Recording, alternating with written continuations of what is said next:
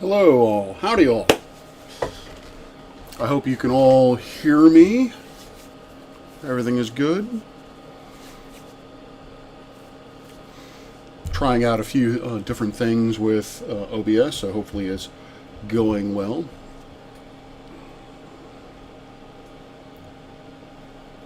If folks could let me know how the sound quality is and so forth and so on, I would appreciate it.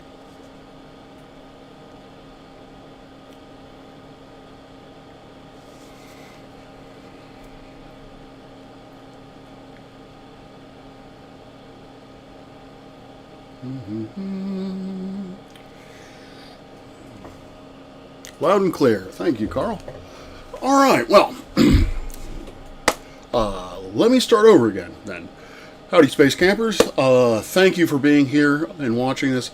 The intro is done by the incomparable Steaming Cup of Reason, and if you like history, please check out his channel. At some point, I'm going to need to either have him commission me another intro, or get off my butt and actually do the intro myself. I'd like to thank the people who are here now. We have Carl Edwards, we have the incomparable Dr. Clive Wells, we have George Haynes, whom I think I've seen here a few times or not. Again, thank you all for being here. The reason why we're here is because of the telescope JWST, which is the newest, best, and greatest of the space telescopes that NASA has put out or has launched. It's an amazing instrument, or is believed to be an amazing instrument. It's amazing in the sense that just the engineering behind it. It apparently had over 300 points of failure, and all of those points passed without problem. The only hiccup we've had so far is that one of the mirror segments got hit by a micrometeorite, but outside of that, everything seems to be smooth sailing. And yesterday, around 5 or so, President Biden actually was the person who introduced the first science image taken by JWST. Now, there have been images that have been taken before. I don't know who this Jim Bob you keep putting in the chat, but I'm sure he is a wonderful fellow. JWST has put out a number of images prior to yesterday, but these have all been, what's the word I'm looking for? These have been image for calibration and so forth. Basically just testing out the system, the mirror configuration, the cameras.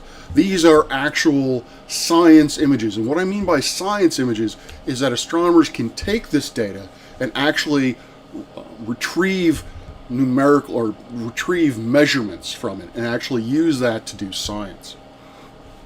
Now, let's see here. I'm going to make a couple of adjustments. Hopefully they will be snazzy adjustments. Alright, put that up there.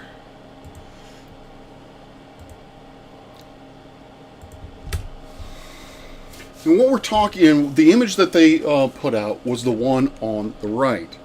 Now, the image on the left, the red image on the left, is the image of the same region. So these are two images of the same region of space. We're looking at the romantically named cluster SMACS 0723. It is a large galactic cluster, which will be important in a moment. And I will be putting out a video where we talk about this, or I talk about this set of images in more detail, because I want to dive into just how both these images were taken specifically, to see just how apples to apples we can make in terms of the comparison between these two images. But just qualitatively, looking at these two images, we can see that we are gaining so much more with JWST than we are with Hubble. The larger the aperture of JWST means that we are seeing farther into the universe. We can collect light. Bigger is better. The larger the telescope, the more light it collects, the fainter that we can see. And so, previous to JWST, the furthest we could see was around 10 billion light years, give or take. In this image, the cluster that I spoke about, SIMAX or whatever it is, that has a distance of around 5 billion light years. And it's the 10 billion is really the dimmest objects you can see in that image. Now, we can see not only, obviously, that cluster, but we can see far beyond it. We can now get to the point where it is estimated that we are looking at objects that are 13 billion light years away from us. What that means, what the important part of that message is, let me see if I can make this bigger. Probably not, but we will try. Let's just zoom in on that. Actually, I want to take a moment to talk about, I'm messing this up. No. I can tech, promise I can. Oh, there it is. That's not what I wanted. Still getting used to all of this. All right. I'm going to transition over here. Clive Waltz asks, why do the stars have light coming off at 60 degrees? Is that an artifact of the telescope or someone's idea of making it look pretty? That's a great question. The reason why you're seeing that is, and actually it is a fine way of determining in this image what exactly are individual stars and what exactly are galaxies. The individual stars are going to have these diffraction spikes coming off of it. And simply put, this is the reason why they exist is because the way that the telescope is constructed, it has this truss of supports holding the secondary mirror in place. And so as the light hits that truss, it's going to bend and it's going to diffract, and you're going to see these nice six-pointed stars off of these stars. The reason why you see them so prominently is because all of those stars are saturated, meaning that we have collected, the camera cannot collect any more light from that star at all. Where it's so bright, the telescope is so good at collecting light that it basically is done. It cannot collect any more light from that star. From a scientific point of view, that basically means that any measurements you want to take from those stars are kind of useless. But let me see if I can get this, because I really want to. Well, let me just talk about the whole thing in general before I before I go into things in particular. I'm having difficulties talking today. Oh, just so you know, the other reason why I'm bringing this up, or I may have mentioned, the reason why I'm doing this stream is that we're going to simulcast, or I'm going to simulcast the JWST or NASA's release of these images, and so I have that up, and I will be putting it on screen in I guess 48 minutes when the thing actually starts. But hello, Arto. So, what can we say about this? Going back, 13 billion years, 13 billion light years away. What this means from an astronomy point of view, why is this important, is because we are now getting to see so far back in the universe that we can now glimpse into the first stars that were ever created, the first galaxies that were ever created. Now, I don't know how precise those measurements are going to be, but those measurements are now within our grasp. They are now within our possibility of study. And so it can only get better from here. And the importance of these observations, the importance of knowing when the first stars occurred, when the first galaxies came into being, are varied. The ones that come off the top of my head are one, they will batten down, or they will further sort of nail down the constraints within the Big Bang model. In it will provide signposts that any theory that explains the evolution of the Big Bang, or of the universe, has to account for these galaxies. We see them only at this distance. We only see them at, say, 12.5 billion light years away. We do not see any more beyond that. So our conclusion is that the first galaxies, say, formed maybe 1.5 billion years after the point of creation. I'm just throwing numbers out, but the idea is it will provide much needed boundary conditions, or much needed sort of, I want to say signposts, but things to nail down where that theory is. Because right now we have too much.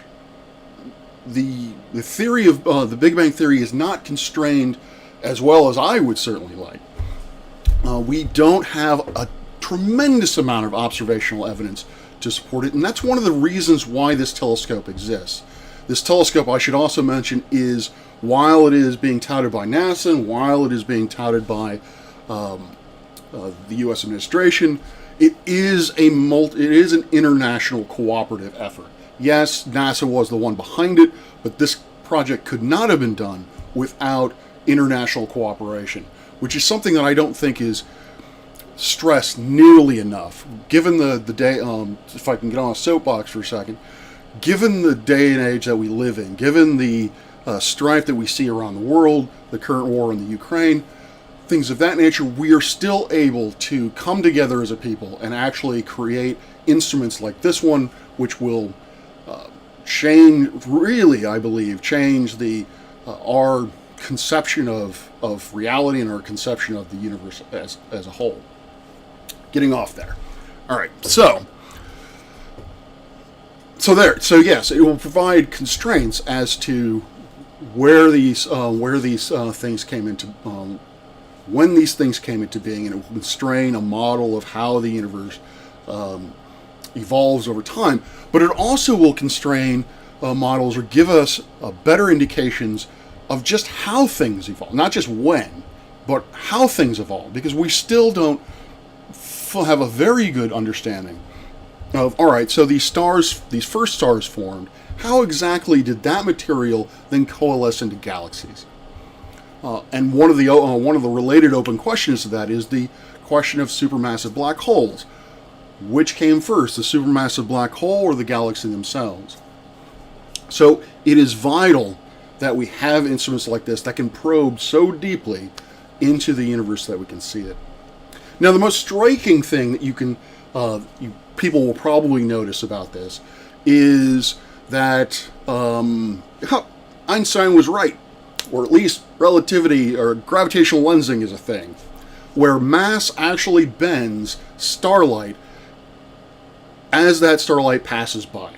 And so we can see, I don't know if I have a cursor. I don't think you can see my cursor. Oh well. If you look at the image, you're going to see a whole bunch of little arcs. Usually they're going to be red, all around the image. And this is what we refer to as gravitational lensing. What this means, and again, when I do my sort of deep dive into this, I can actually throw up some diagrams to show you what this means without being so hand-wavy about it, literally hand-wavy about it. But the idea is, if you have a massive source, in this case we have a giant elliptical galactic cluster, so billions upon billions of solar masses just located in a reasonably small area. And if you have anything beyond that, if that's further beyond that, and it basically is in line with the observer, the light that's coming off of this is going to bend around and come to the observer. Now, the observer can't tell that light is bending. And so when the light comes around and then hits us like this, we're going to see it over here. Instead of over here, we're going to see it over here. And so it bends it around. And so I really wish I could have had a pointer. Oh well.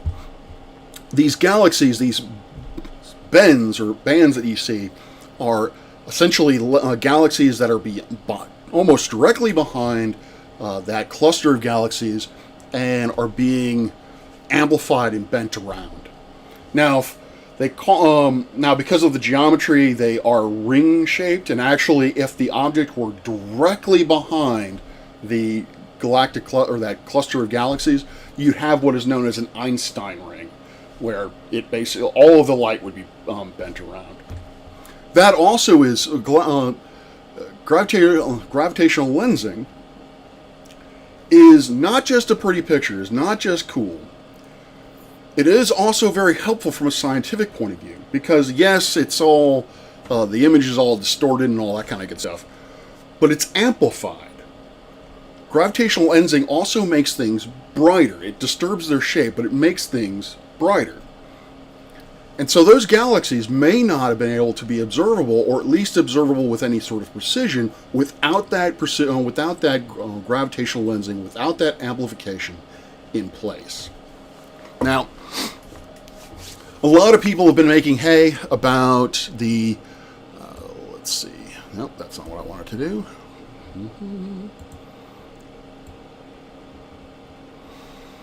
About the comparison between these two images. And if you get on Twitter, you're going to see, the flipping back and forth. You can see the detail that the JWST image has over the Hubble image, and that's great. And that is fantastic. I kind of wish they hadn't actually started with this particular image, because if I'm correct, I've read some places that I think I know what's coming today. Those to me are far more interesting than this. But what we can see here, what I find to be most interesting about this, or most educational about doing this comparison, is naively one would look at that and be like, oh, all right, so the JWST is just basically seeing the same thing, it's just seeing the thing brighter or in more detail. And yes, that is there, but I think that sort of misses a certain point that is valuable in terms of cosmology. And it also, and I actually, while I was looking into this, someone had asked me at a event that they had been told that the universe was fractal. I had no idea what they meant at the time. Now I think I figured out what that means, in that it is another way of saying that the universe is homogeneous and isotropic, meaning that if you look deeper into the universe is going to essentially appear identical to when you zoom out of it. When we look at the universe, this is part of the universe, and this, so I give you a sense of scale, the size of this image is the same size as if you took a grain of rice, held it at arm's length. That is the angle on the sky that you're seeing here. So we're seeing billions of galaxies, all within a tiny little area. And so you can extrapolate that and figure out, or sort of immerse yourself with the idea that the universe is just unimaginably huge, with an unimaginable amount of stars and galaxies and just stuff in it. But I diverge a little bit. What I really want to do is I want to point out some of the objects in here that have become kind of my favorites, assuming that I can actually get this to go where I want it to go.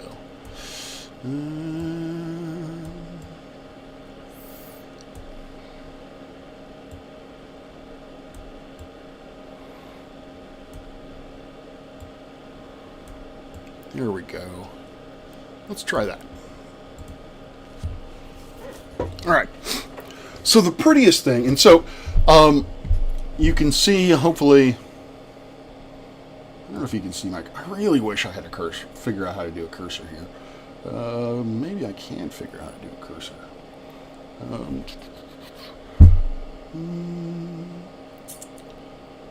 Image. Properties. Nope. Let's try this.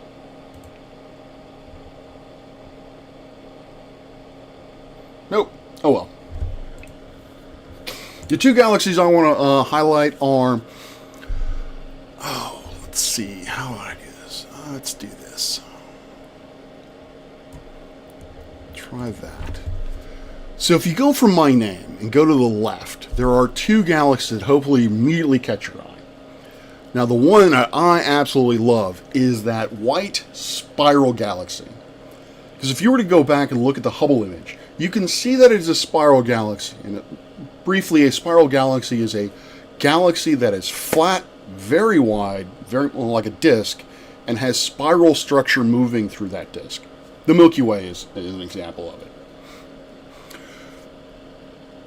In the Hubble image, you could tell that that was a spiral galaxy, but you couldn't see the detail in it. You couldn't really make out the spiral arms. And this is just amazing to me. I love this little galaxy. And just so you know, I'm personally naming this galaxy Ted. So if you see this galaxy anywhere and now you know its name is Ted.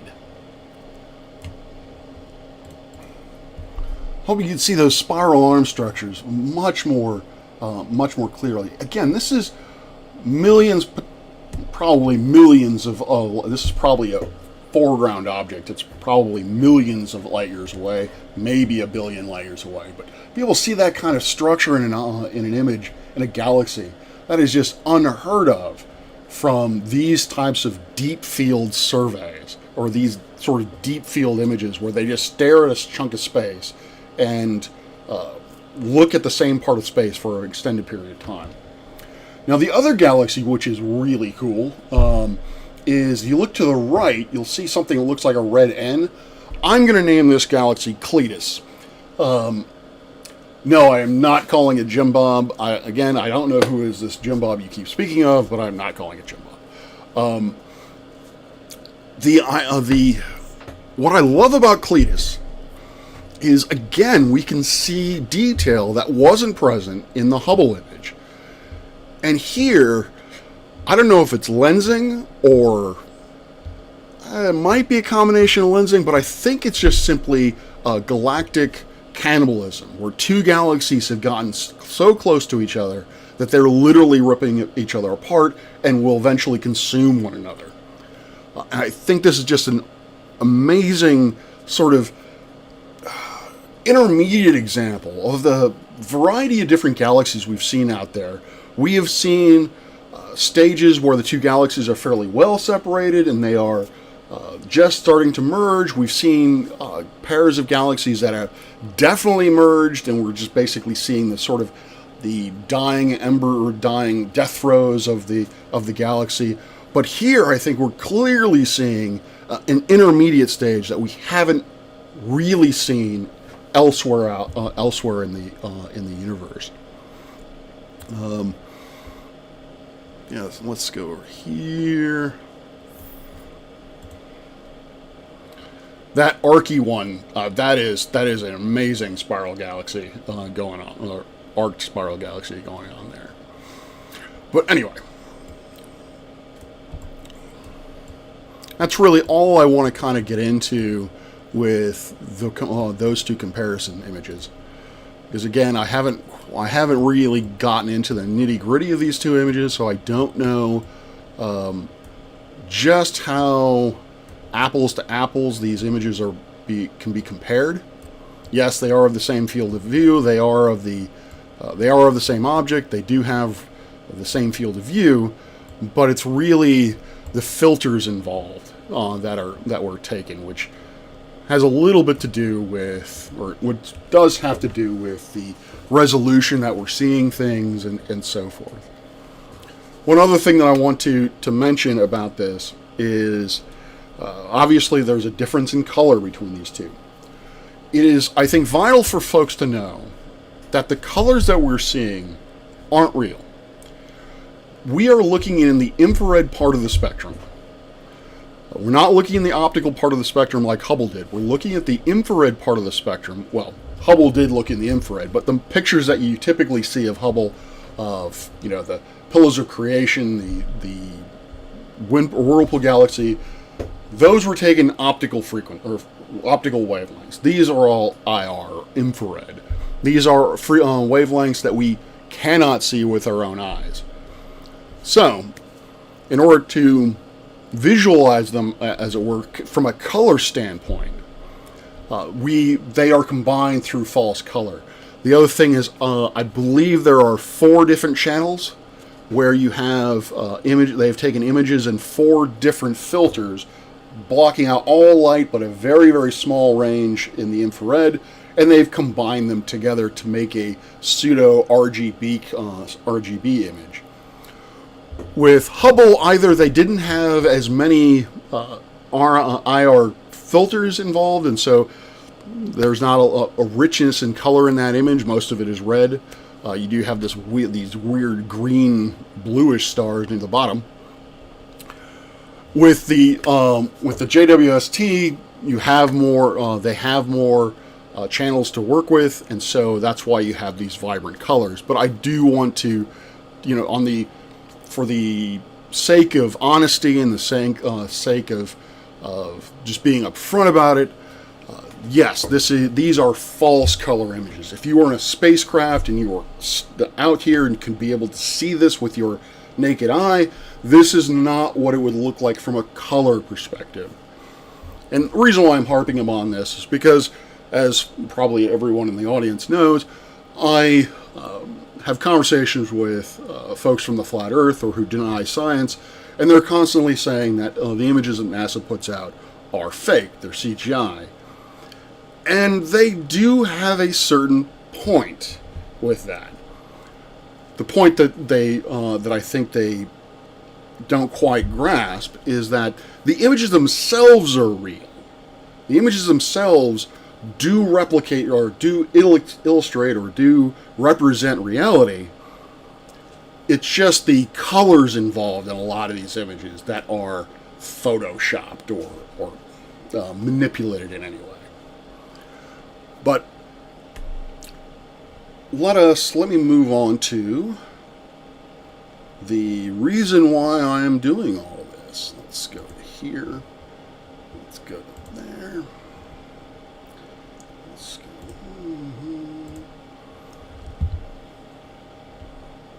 That is not the screen I wanted to capture.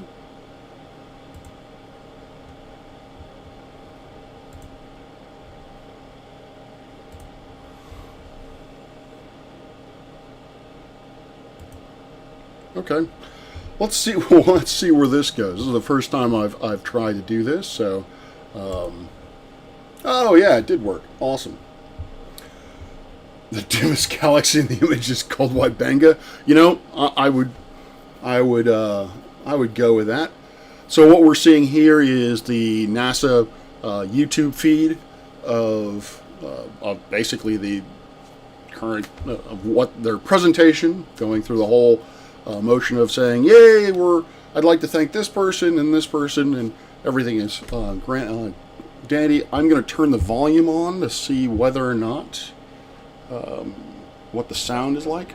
It's a once-in-a-lifetime opportunity which we have here, and we are so excited, both Günther and myself, on this first day to release. How is the volume in terms, and is there any sort of echo? But before I hand over to Günther, just one word. This is also a symbol of international cooperation. The partnership we have with NASA is outstanding. It's really exciting, but really fantastic, and also with CSA, the Canadian Space Agency. And this is more than science, it's also a symbol of international partnership. But Günther, a bit more about the James Webb Space Telescope, what this means. Thank you very much, Joseph. Yeah, this is the day that we have all been waiting for so long, and now it's happening. James Webb is a fantastic machine, and its infrared eyes are 3 times sharper than the Hubble Space Telescope, and they're 100 times more sensitive. Clive, so thank you. You do actually hear the sound. Obscured regions in our universe. You can look at the very first phases of the universe after the Big Bang. Where was you I can going look at planets in our own solar system and in around other stars. And it is indeed a once-in-a-lifetime chance, almost like the moon landing for astronomy. And it will actually feed many I don't know if I would call it a moon landing sort of event, but it is groundbreaking. Unless we actually put people on the moon or on Mars, I think this is going to be the definitive moment in my generation when it comes to space exploration and space and astronomy. But I'm probably a little biased. ESA, the science program, is actually enabling the European scientists to lead in a number of discrete fields, and one of the important fields is, for instance, astrometry with Gaia, where we are really having a leadership position. And now James Webb. James Webb will answer a lot of questions, even some questions which we do not even know about yet. Talking of NASA and what we do here, I mean, of course, we have many contributions to the James Webb Space Telescope. Do this. Actually, while I am doing such a professional job of this, I am actually going to use this time to test something.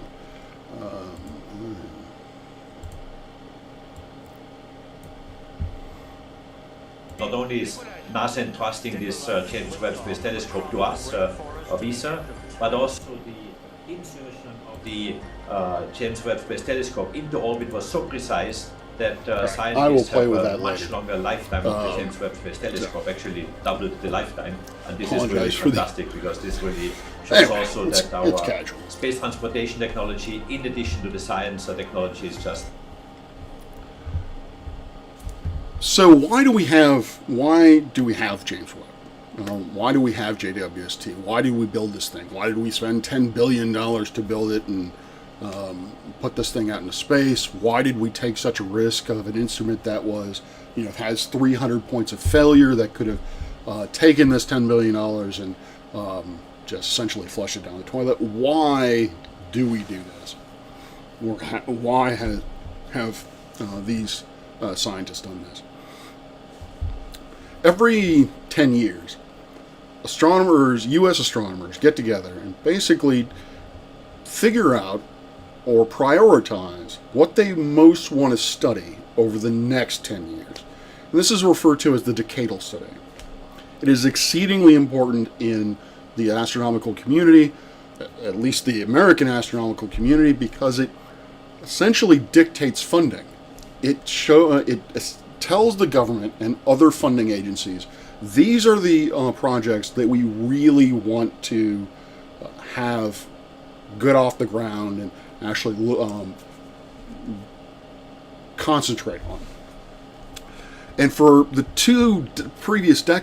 last 2 decades, 2 subject matters have been the primary focus of what the American community would like to know more about. And that is, of course, exoplanets. Before, it was about exoplanet discovery, finding exoplanets and being able to sort of bulkily characterize what they are. Now we're moving into the stage of we really want to be able to not just determine the bulk characteristics, the mass, the radius, the density of these objects, but we also want to have to say something about their atmospheres. We want to be able to say something about their about potential life or biomarkers on these worlds. And so that was the most recent decadal survey. One of the reasons why JWST was born was to be able to do that science. Not only will it find planets, but its primary goal is to actually study planets we've already found in hopes that we can better characterize what those planets actually are.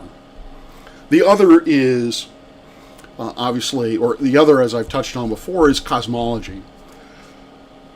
In recent years, essentially since, I think it was mid-90s, maybe early 2000s, I can't remember when the supernova 1A observations were made, but those observations, the observations which have led us to the conclusion that there must be some outward pressure, some dark energy out there that is causing the universe to expand outward, we are very much interested. We have the astronomical community has really stood up and taken notice and said this is a fundamental question that astronomy needs to be able to answer. Prior to that, cosmology was a nice science. From my colleague, my opinion or my experience with my colleagues, it was nice. It was something fun to contemplate, but because there was so little real observational evidence, observational support for the many multitudes of ideas of cosmology, it really wasn't put on the front burner until really, in my opinion, the dark energy came into being, and we realized that everything that we see around us, or the matter that we see around us, only constitutes about 4% of the known universe. A small, our observable reality only constitutes 4% of the entirety of the universe. To me, that is just friggin' mind-blowing. About 20% or so is dark matter, and then the rest of it is dark energy, whatever that happens to be. And I think that profound idea, that profound understanding that we really don't know what the universe is doing. How is it evolving? That we really needed to throw some solid resources into getting those observational pieces of evidence to be able to answer these questions. Because theory is great. Theory is fantastic in moving science forward, but without the underpinnings of observation, without the underpinnings of measurement to back up these theories or these hypotheses, then really we're kind of stuck. And so cosmology was getting very, very sort of ahead of itself in these hypotheses, these mathematical constructs, but it didn't have a lot of, the observers were lagging behind. They weren't really pulling their own weight in terms of providing observational evidence for the theorists to hang their hat on, to be able to go with that.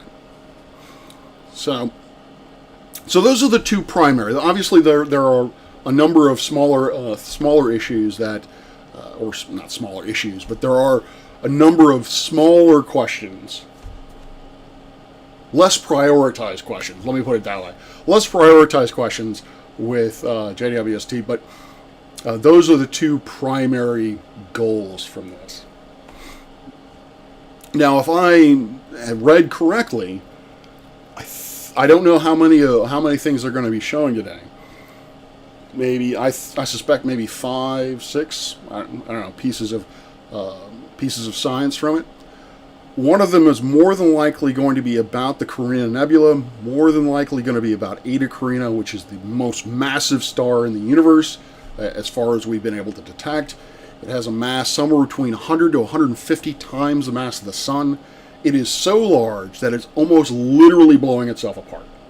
It is just straddling the line where it is any faster or any more massive, and it will literally just rip itself apart. So I'm hoping to be able to see that. The other is, I believe, and I really, really hope this happens, and I'm really curious about this, probably the part that I'm geeking out about it most, is they're going to provide a spectra of an actual exoplanet atmosphere. We've been able to do this. We've been able to study the atmospheres of a very select number of exoplanets, but the quality hasn't been great. The resolution of these spectra have been very gross, as it were. We haven't been able to have precision measurements, or the precision measurements we would like, in order to really be able to make solid claims as to how these atmospheres exist and how they, will potentially change from one planet to the next. JWST will change that, I think. And seeing this spectra is going to give us an indication of just how well or how much it's going to be able to do this. So, Jehovah's Witness, Star Trek. Yes. So, Oh, Dr. Becky is live. Haha, I'm competing with Dr. Becky. Great channel. Check her out when you can. So I've mentioned in a previous stream that the naming of JWST is problematic. The actual name is James Webb Space Telescope. It's problematic because James Webb was the Undersecretary of State under Nixon, and he was the NASA administrator through the Apollo missions. The problem, or the reason why this is problematic, is when Webb was the Undersecretary, is when the Lavender Scare in this country began. And the Lavender Scare is when the U.S. government decided there were too many deviants hiding within the government, too many gays within the government. They needed to be ratted out, ferreted out, and gotten rid of because they are, deviant and potentially national security risks. Hundreds of, probably thousands of folks were investigated, had their privacy invaded, had their privacy intruded upon, and hundreds of folks lost their jobs simply because they were homosexual. Two of which were actually in NASA when Webb was the administrator. Now, originally, when this whole thing exploded, the whole thing exploded because someone found a memorandum that talked about the very beginnings of this pogrom, as it were, this ferreting out of sexual deviance. And it was attributed to Webb. So the idea is that Webb was one of the architects of doing this investigation. Now, it has been since proven or shown that he did not write that memorandum. He more than likely, he wasn't even in the room when the memorandum was given over to Nixon. The reason why it's still problematic and the reason why people are still calling for the name change is because he had to know this was going on. As an Undersecretary of State, the fact that he would be completely unaware of the government's activities in this regard is laughable. As the NASA administrator, again, it's hard to believe that he didn't know that this was happening. It's unknown what his if he was a homophobe or what his views on the LGBTQ community were. He was an active pioneer for getting African Americans into NASA. He actively campaigned for black engineers to move from the South into NASA. So he was progressive in that regard, but what his views on homosexuality were, no one knows. But simply because he was... you can think of him as being complicit in the fact that he did nothing. And so folks just don't like the fact that it's named after him, particularly when there are other people that can be named after him. Personally, I think it should have been named after Katherine Johnson, who is the African-American mathematician who was the person responsible for actually getting the people to getting the Apollo capsules to the moon and back again. But, obviously, no one really consulted me on that issue. So, as much as I hate constantly referring to it as JWST, my own sort of protest, as it were, is to never refer to it as the James Webb or the Webb telescope, even though it's probably very much easier to say it that way. So, I'm going to keep this on silent until I actually bring up some images, because if last night was any sort of prologue, really all they're doing is just self-congratulating each other and just talking about how great everything is, which hopefully I am doing that for you. I am telling you just how great these images are going to be, how very important these images are going to be for the subject of astronomy moving forward.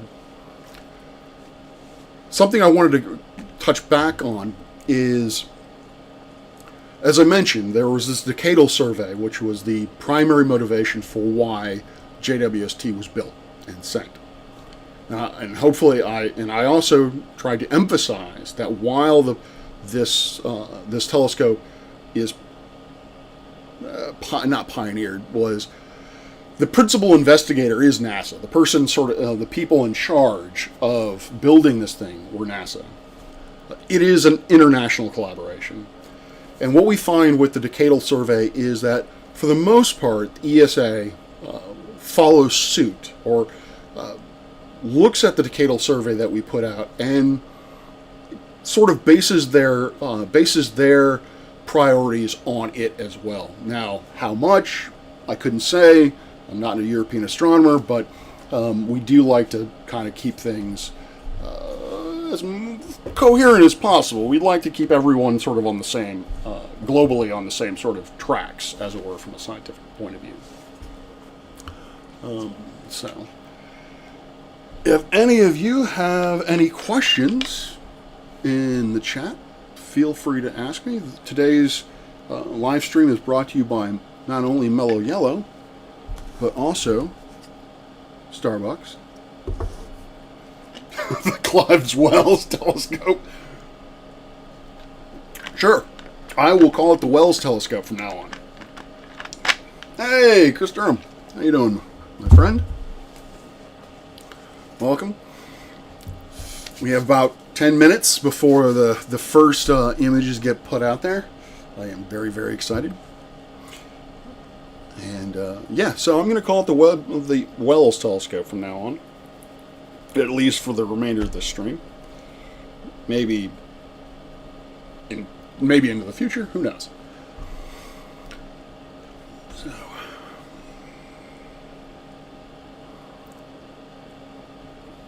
dead air. I have no idea who these old white dudes are. Don't really care who these old white dudes are, but they're here and they're talking. Oh, there's actually 2 African Americans on there, up there. I'm surprised by that, actually.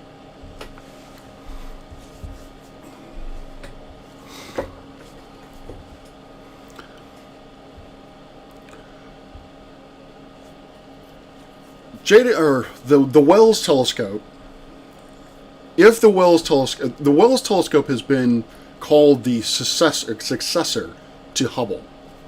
That's not. I have a nitpicky problem with that, because the Hubble telescope is primarily an optical instrument. It primarily looks in the wavelengths of light that our eyes can see. It did have some UV cameras. It did have some IR cameras, obviously, because we have that regions of comparison. But primarily, it's an optical instrument, or is an optical instrument. What the Wells telescope is going to, what really is a successor to, is the Spitzer telescope, which was a phenomenal instrument.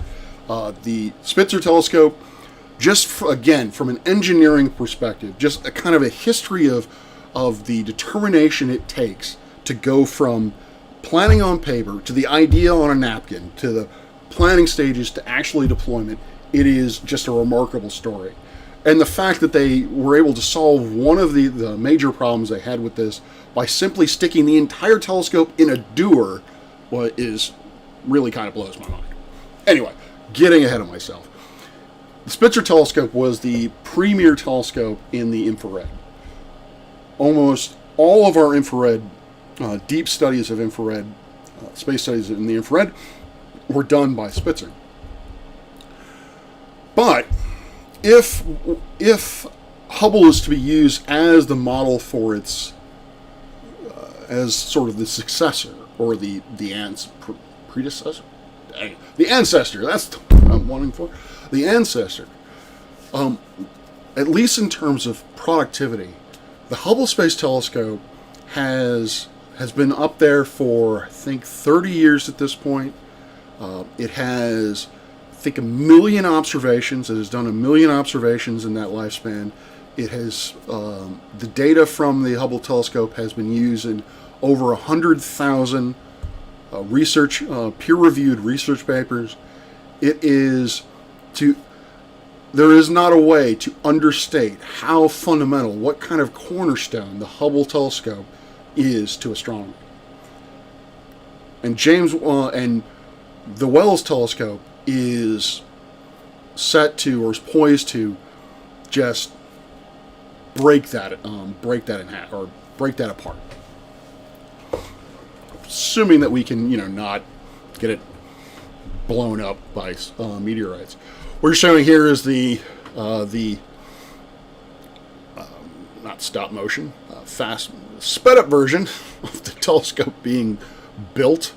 Telescope is, and I'm just going to quickly Google it because I cannot remember. I should know this.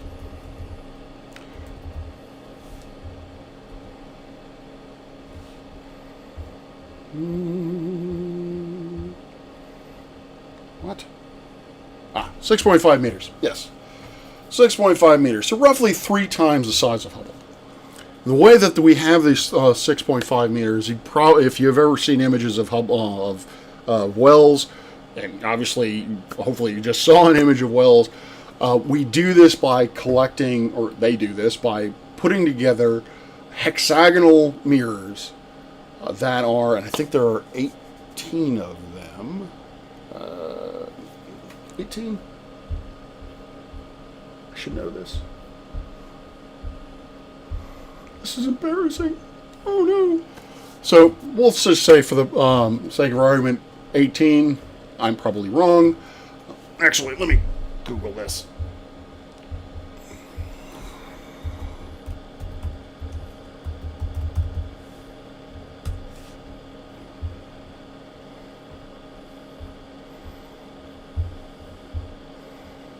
Mm-hmm.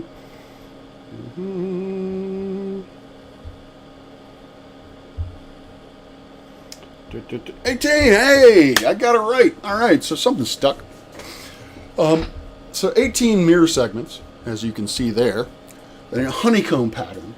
Why do we do this? Because it's easier. Trying to make a 6.5 meter single dish, single piece of glass, is just immensely hard, or is even larger or harder engineering feat than what they are doing here. One of the problems is that it's just going to be a hugely heavy, much heavier piece of glass than what we have here. Also, it allows for each of those mirror segments can be articulated.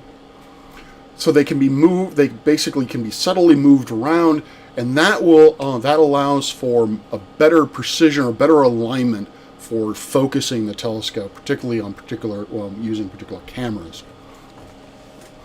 But it also makes it way more complicated to deploy this thing. Hopefully they will show a model or or they're probably not. So, oh man, can I do it? Let's see if I can.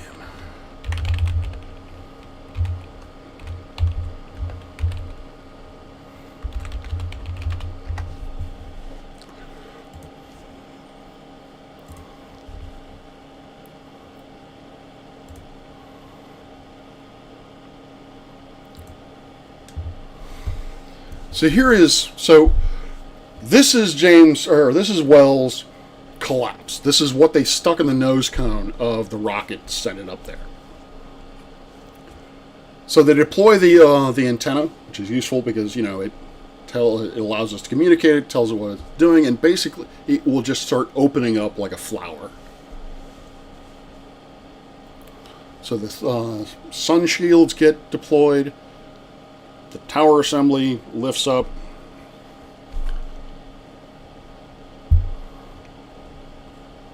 The sun shield gets membrane gets expanded.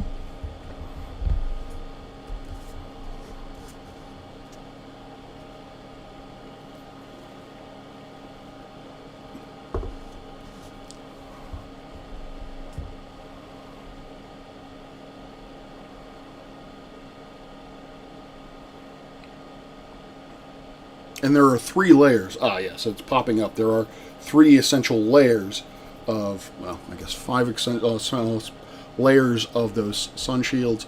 That is the truss I was talking about that leads to those diffraction spikes. And then the mirror segments get basically brought into deployment. That's the part that, as an astronomer, I am just amazes me to no end. Because one of the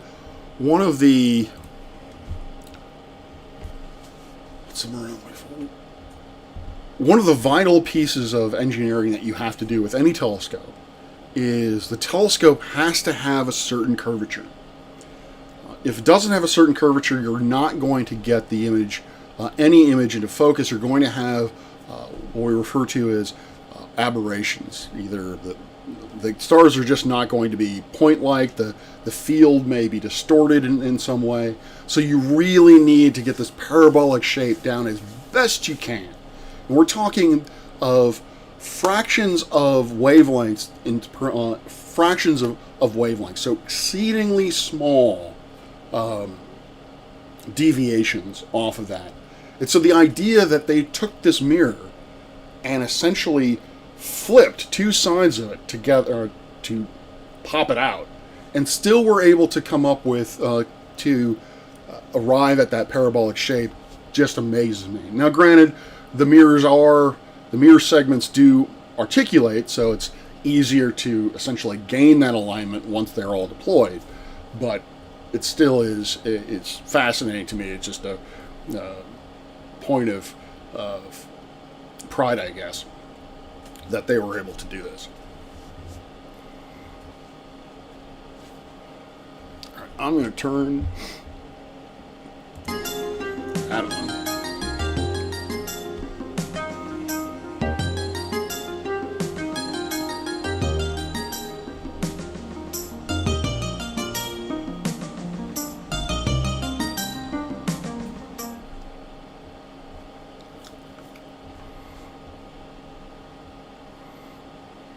Well, Space Telescope. Skywatchers, this is it. This is the day we get the first science images back from the James Webb Space Telescope. And you've got a front row seat to the cosmos.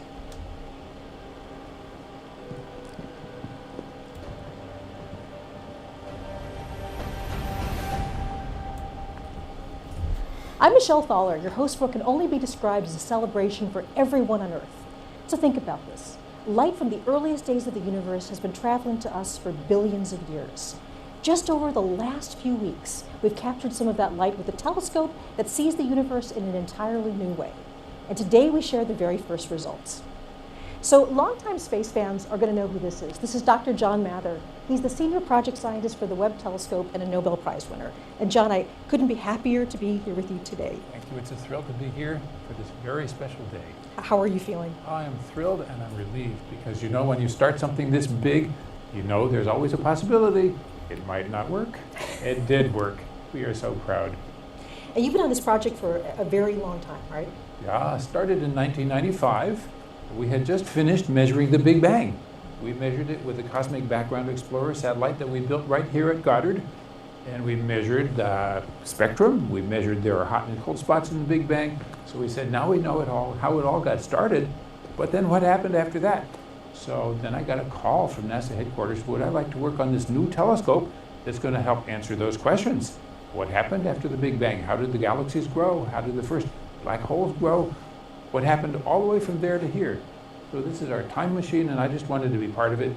I am so thrilled that we got a chance to do it. One of the things that I remember you saying, this is kind of amazing. I'm glad it didn't blow up on the After you win the Nobel pad. Prize, you thought that this mission was the most important thing to work on. Absolutely. It's the next question. After you know how it started, what happened then? And, you know, suddenly we now have the technology to do it. We didn't have 50 years ago.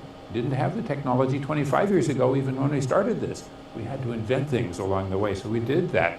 And here it is. Well, thank you. We'll be back to you in just a moment. So at the moment, we're going to talk about the way that Webb is a completely new way to explore the universe. So today, the mission releases its first science images and gives wings to the dreams of so many people who worked so hard. So I'm going to sort of pause her there, Dr. Thaler there for a second, or at least mute her for a second, because I want to, because one of the questions that I most frequently get at public events or outreach events is someone will inevitably ask me, why do this? Why study astronomy? Like what, or more specifically, what do we get out of it? What does the average citizen get out of this? And it's that innovation. As Dr. Muller was saying, when this thing was first born, when this telescope was first being made, we did not have the essentially the technology in order to see it through. We had to invent new technologies in order for this telescope to be of use today. And those technologies will eventually, obviously declassification, all that sort of thing, these technologies eventually get trickle down to average citizens. GPS, fire-resistant blankets, I think microwaves. There's a whole host of technology that we now take for granted that was pioneered or essentially built because of astronomical usage. Well, it is such an honor to be with you, Jay. I mean, it's been a pleasure to be working with you through this whole thing. Thank you so much. Congratulations, and go Webb. Thank you. So this broadcast, much like every part of this mission, is a partnership. On our journey to explore distant places in space, we've been joined by intrepid travelers from around the globe. We have so many extraordinary collaborators. So let's check in with our partners who will be sharing the stage with us today as we reveal Webb's 5 first science images. So 5. From All the right, European so I was Space right. Agency, I'm joined by Katie Haswell in Darmstadt, Germany. Katie. Hello. I see Katie in the background there. Also joining us from the Canadian Space Agency in Montreal, we have Nathalie Willette and Sarah Gallagher. Bonjour. Hey, they may not like I see Katie Quebecois. in the background there. That's either way too. And so naturally, we're also going to be visiting the nerve center of this mission, the Space Telescope Science Institute, on the campus of Johns Hopkins University in Baltimore, Maryland. And there we have Alex Lockwood and Carl Gordon, and they're going to give us updates and more. Good morning. Great. So we'll be back with our international partners shortly, I'm glad I'm not as they the only each one who reveal can't one of the tech new today. images. But today we're also going to be joined by millions of science fans from around the world. Many are gathered at watch parties just for this event. So here we are Yay! really going international. So I'm beginning with Bhopal, India. Do we have a signal from Bhopal? Yes. Excellent. Welcome to NASA. Hello, everybody there. Wonderful to be talking to you today, all the way in India. Yeah, I'm not quite certain how the copyright thing is going to work with this, but you know what? I don't care. We'll be back to them later, yes? Great to wave to you. Hi, wonderful. And we also have a warm welcome now in Portland, Oregon. So we have them feeding from Portland. Bit dark, but I see everybody there. Hello, Portland. They're in an There auditorium, are I see. far Okay, the next we're too gonna go many off to seats that are Milan, not Italy. So afternoon in occupied. Italy, do we have the feed from What's Italy? wrong with people? Although I guess it is a I guess we have a screen from Italy. 10:30 in the States. It's about And next we're gonna go to 10:30 Rutland, Eastern Vermont. time on a So is this Vermont? Tuesday. Hello, Vermont. So Hi, everybody. Nice to see you. Thank you for being part of this today. Okay, going even a little bit further afield, we have Netanya, Israel. I was gonna say Hello. that looks Hello, Israel. like Hebrew. Hey, really nice to see you guys. Okay, just one more for now. I see people like giving me hugs. Okay, we also have Vancouver, Canada. Hey, Vancouver. Hi. Woo. All right. Wonderful. Wonderful to have all these people It's a with you. weird looking So room. right across from the campus from me, there's also a huge watch party taking place with members of the Webb team. So the wonderful thing is that The they Wells team. actually are people that have worked on the mission, and they are part of our NASA funny family. So hello Webb team. Hello, Wells team. There they are. Yes. Yay! A lot of people I recognize there. So I have it's yet to incredibly be to important I have me yet to personally, go and to also all of Goddard. us at NASA, It's that one of the universe things that belongs I to really everyone. need to check off And we my are bucket thrilled list to share this day with while fans in this everywhere part around of the the country. world. We'll say hello to some more later in our broadcast. So now it's time to start the main event. What you'll see over the next hour will be a collection of images newly processed by the Webb science team. Only a tiny handful of experts have seen the images so far, and I can tell you that we have been so excited to unwrap them for everyone. We will be releasing each image in turn in real time. As soon as you see it on this broadcast, it will be available for download on the internet. On the screen below, you can see a timeline showing where we are in the show and what's coming up next. And by the end of the show, all 5 images will be available to everyone. So hopefully you can tell I'm excited. Okay, so let's do this. Oh, she has nice ink on her arms. I've never noticed that before. Ah! We've already seen the deep field! What is this bait and switch?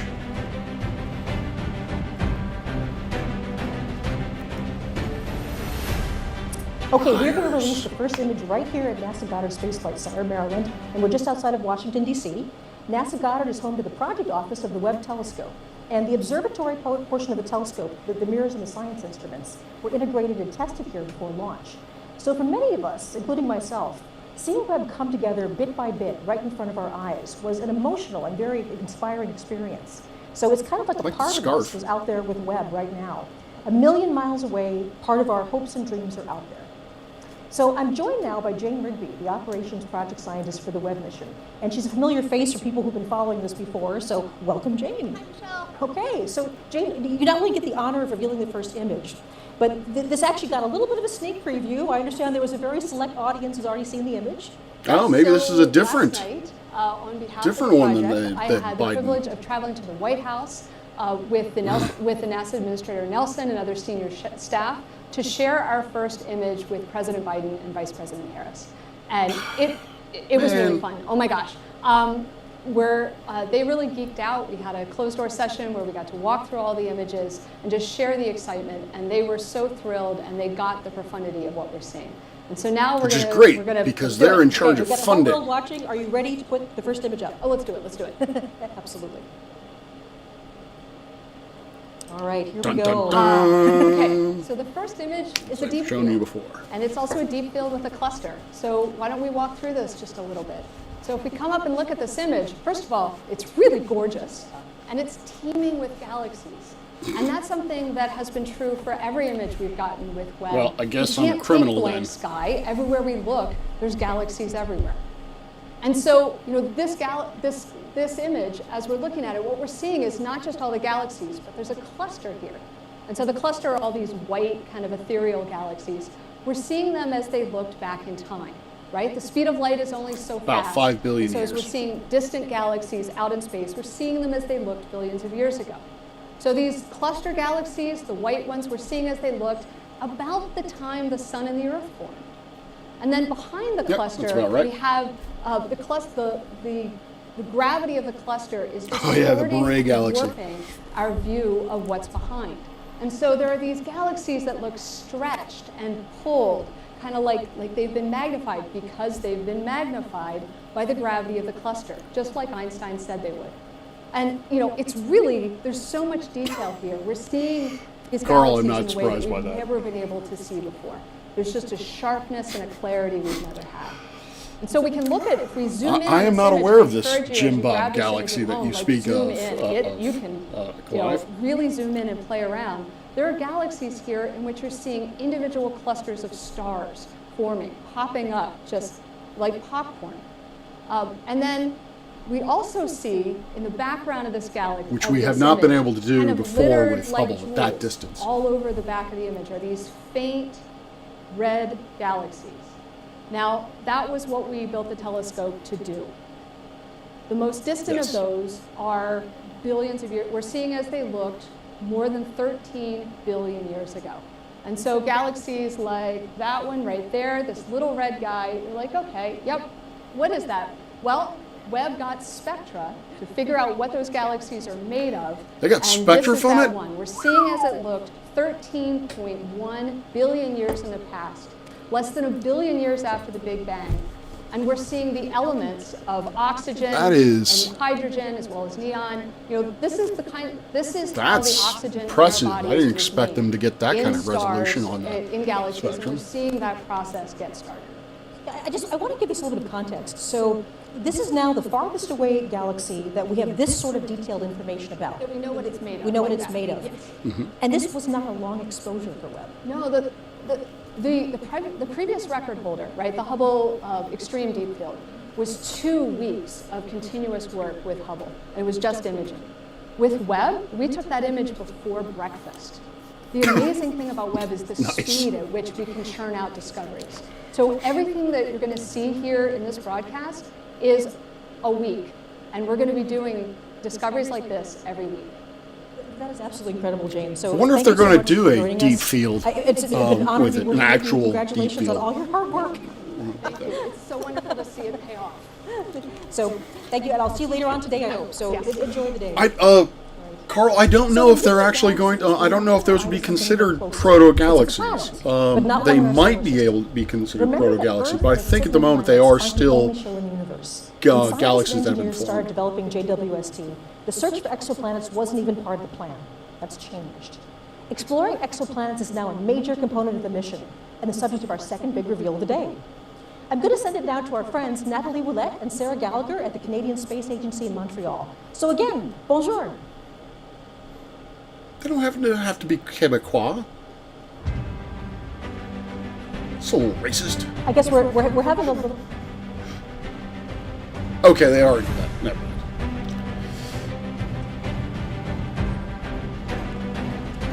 Carl, no, I honestly have no idea what they're going to find. That's the beauty of this. It's just amazing what the potential they're going to be able to find with this. Oh, buffering. Sorry for the brief pause there. We're now going over to Canada. Canada can't tech. Okay. Ah, she thought it was funny. Yep. We're all ready. Yeah. Okay, I apologize. We're having some trouble with the signal from Canada. But luckily for us, we have an exoplanet expert right here, just in case that happened. So this is Nicole Colon, and she's an exoplanet scientist at NASA. And we're going to talk about this amazing new result from a very hot planet, I understand about 1,000 light years away. That's right. The exoplanet is named WST 96b, and it is this hot, gaseous, giant quantum planet that is about 1,000 light years away. So that's why today's news is so exciting,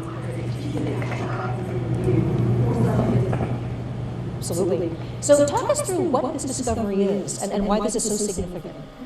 Well, this reveal that you're going to see is going to show the first spectrum of an exoplanet as taken from the Webb telescope.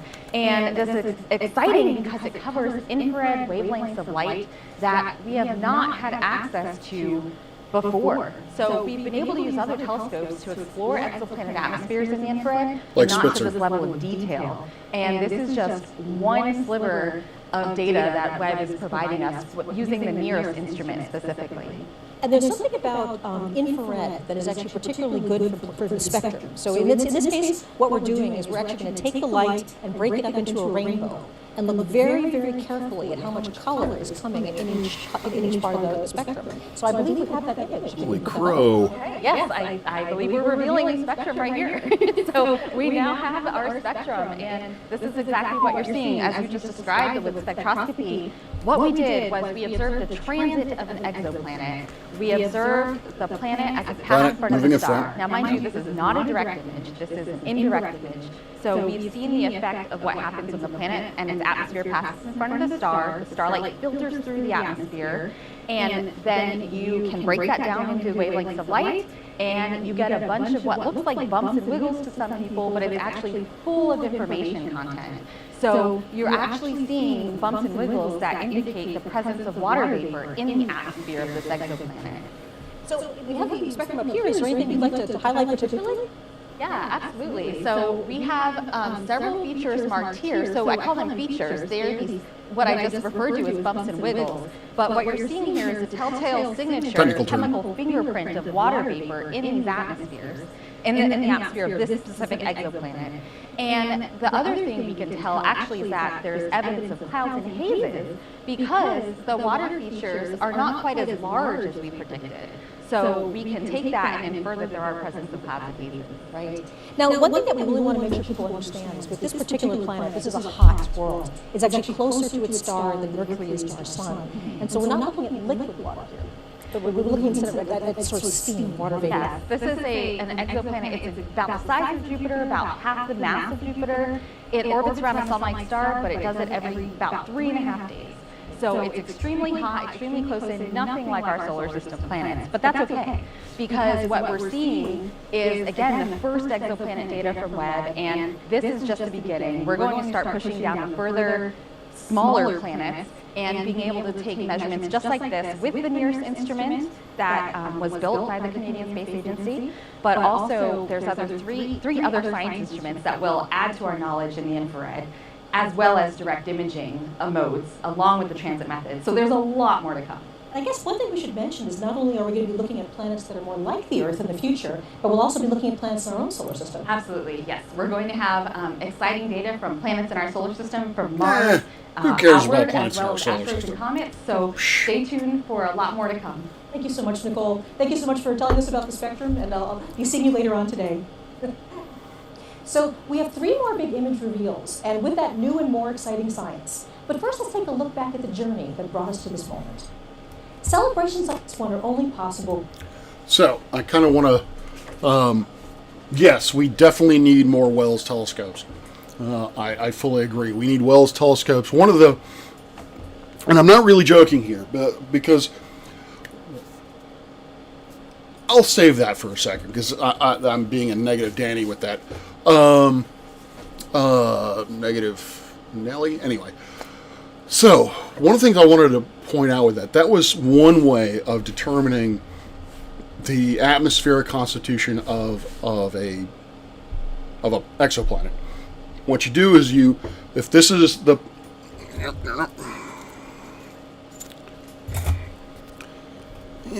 sorry, Professor Cthulhu. This is the star. Then you have the exoplanet, and it passes in front of the star, and then it goes away. So when you look at it from a photometric standpoint, if you're just looking at the brightness of the thing, what you'll notice is that as the star or as the planet moves in front, it's going to block out the starlight, and it's going to cause the overall brightness to dim. And that's how we find these things. But if you can look at these systems with sufficient precision that you can actually get a spectra out of these things, then during the time, because of photometry, the time of the point of eclipse, so where the planet is directly in front of the star. When you when you look at the spectra of it, when you look at the color of the star in this orientation, and you split it into its component parts, very much like a prism, what you're going to see is a combination of the spectra of this star and the spectral composition of this star and the spectral composition of the atmosphere of this planet. So, the point that I want so the way that they get the atmosphere out is they need to know what the spectra, basically the chemical signature of this star, they need to know that very, very well. Because what they'll do is they'll take a spectra of the system in this orientation, and then they will subtract out the star. They will take the spectral data that they have, they'll match it up to the spectral data that we get, that they presume the star to have, and they'll just subtract that out.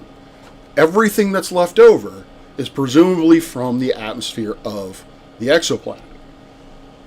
You can also do a certain another way of doing it is when the planet travels to the back of the star, but that's the principal way that we're able to study these atmospheres. To sort of parse out what she was talking about in terms of hazes and clouds, is if this is a Jupiter cloud, if this is a gas giant, then again, presumably we know this based on its mass and its radius, so therefore we can get a density. If this is a Jovian world, if this is a gas giant, then we will. All right, I think I'm going to turn this back on. Paul Gordon, who is an astronomer and one of the key people in delivering the images that you're going to see here today. But actually, before we get into the amazing images, we're going to talk a little bit about where we are. We're sitting here outside of the Mission Operations Center, which is the key central hub for Nope, I'm more important. I'm going to talk. So what you saw. So why is water important? Obviously, it is a sign of life. It's one of the biomarkers that we're talking about. But it also does trace how these atmospheres, the compositions of the atmospheres, and not only just that, but also the temperatures of these atmospheres at the upper levels. And so if we can model, we have an expectation, all right, if we have this world of a certain mass and a certain radius, a certain density, then we expect that the atmospheres of the outer atmosphere of this world, the sort of the skin of it, is going to have a certain amount of water based on the physical processes that we're aware of. But she was saying that we don't see nearly enough of it. Well, the presence of water, basically the strength of those dips and wiggles, as she referred to them, the amplitude of that is what tells us the abundance. The deeper the deeper the dip, the more water vapor there happens to be. And so, because the dips and wiggles are not as prominent as we would expect from our modeling, what their explanation for that is that there is an upper layer of haze. More than likely, this haze is composed of hydrogen or hydrogen sulfide, I think it's sulfide.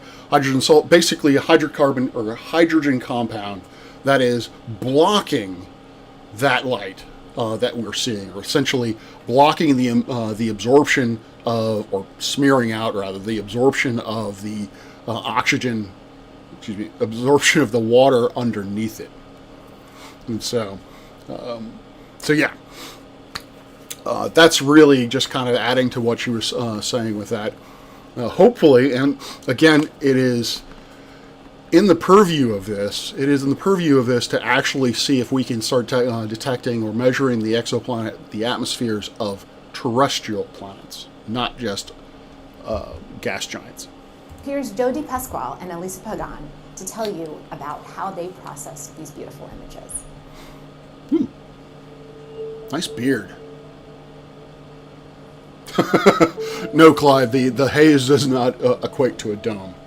We're basically translating light that we can't see into light that we can see by applying color like red, green, and blue to the different filters that we have from Webb. This is what I was talking about in terms of false color. Because there's actually more that you can get, more information that you can get from the image if you see it in color. So it's a matter of picking and choosing filters and colors that enhance the details and the structure in the image itself. The shortest wavelengths of infrared light and assign those blue colors, and then move our way down to green and red as we go to longer and longer wavelengths. And then we additively combine those together to get our full color image. Ooh, pretty. But there is a lot of aesthetics that are involved in this. Painstakingly going through and cleaning these images up with an attention to detail, a level of detail like at the pixel level in every image.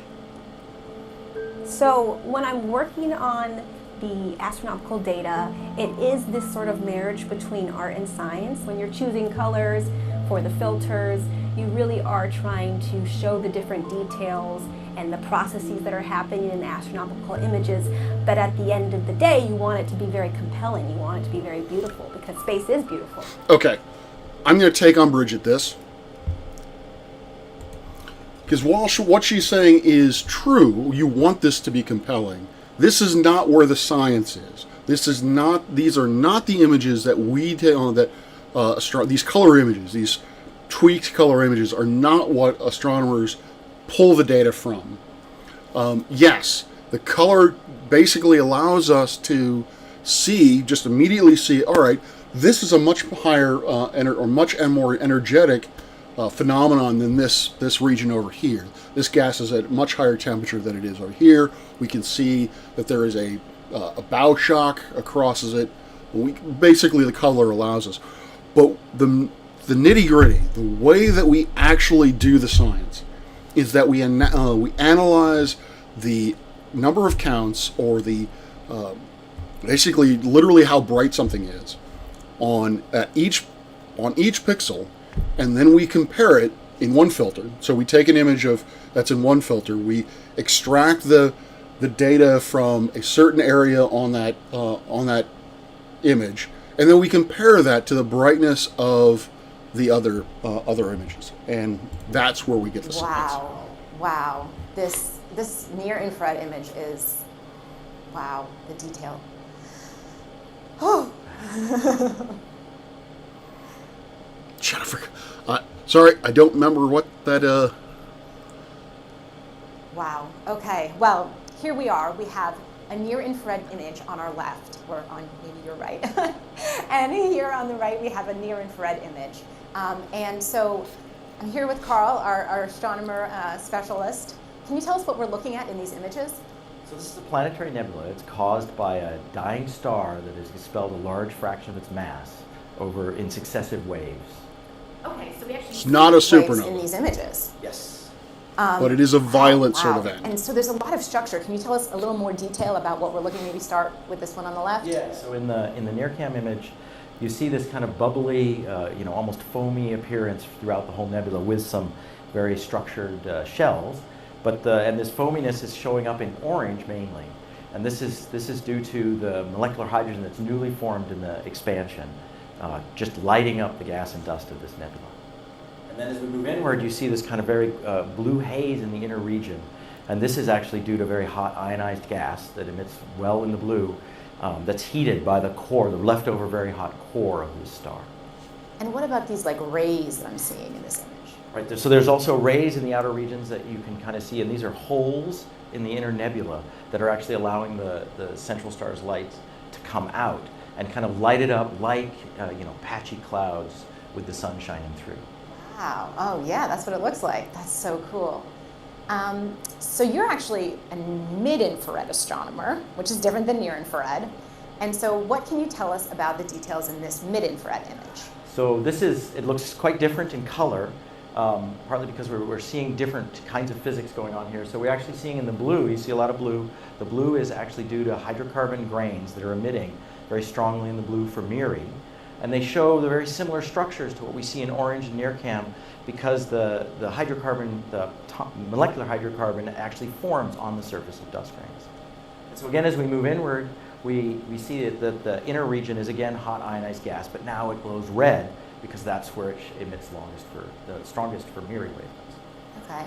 And then as we go into the center, we see kind of the surprise for us, which is we knew this was a binary star, but we effectively didn't really see much of the Wow. actual star that produced the nebula. But now in I MIRI, have this never star seen glows that. red. I've never seen a binary star So in MIRI, we in the got to see center both stars of very a clear. single planetary nebula. Yeah, you can't see in the first image really, but there's two stars there.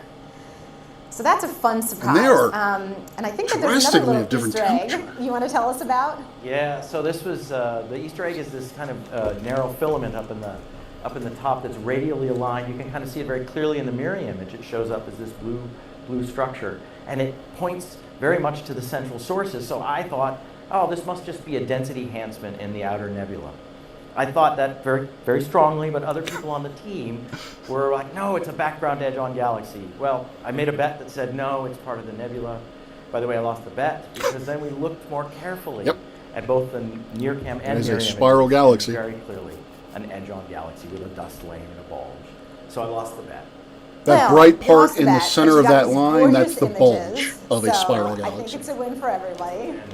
Anything else you'd like to say today? I can't wait to see where we go from here. Oh, neither can I. All right. Thanks so much. Back to you, Michelle.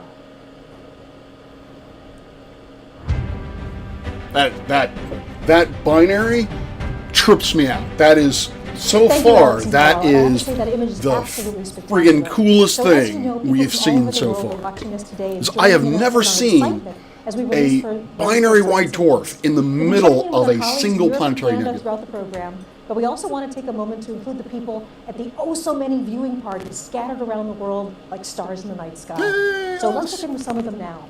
First, we go all the way to Perth, Australia. Hey, From Perth. down under. I guess nothing Maybe. from Perth right now. Well, Australia maybe doesn't perhaps some other exist, countries. so, We're going to check in with you them know, right now. you're really not surprised Yeah, that you're not Winnipeg, getting Canada? images from. Oh, Oh, there's okay. Australia. There's Perth. Hey. I guess it Wait, does Perth, exist. Australia. Thank you so much for joining us today.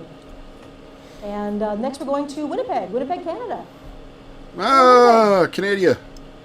At a planetarium. We're like, oh, we're on camera. Let's start setting up. Okay, Dayton, Ohio. Everybody's watching on the, there we go, Dayton, Ohio. Hello, everybody, Dayton. Nice Oh, that's a planetarium. That pit is where the yes. planetarium projector would Hey, raise up. Dayton. Oh, God, I miss being at a Jumping up and planetarium. down. Hi. Okay, all the way Bangalore, India. India, Bangalore. Hello, hello. hello I hate that color India. Hey! It's absolutely wonderful. Hey! Horrible taste in colors. Okay. Ew. So I hope you enjoy the rest of the images we're releasing. Okay, of course, NASA's family extends all over the country. The team at JPL in Pasadena, California. They're on site to celebrate with us. So hello, JPL! Some of my favorite people in the world. Hey, hello! And I think the last place we're going to right now is Northrop Grumman, one of our major contractors. Hello, Northrop Grumman! Woohoo! Oh, hey, all right. Defense contractors, yay! Military money. Yay. Nice to see you, Northrop Grumman. All right, now there's also a big watch party right here on the NASA Goddard campus. Many of these people have worked on the mission itself, and we also have top NASA leadership and representatives from our government. So hello! Hello, watch party at Goddard! Yay! Yay!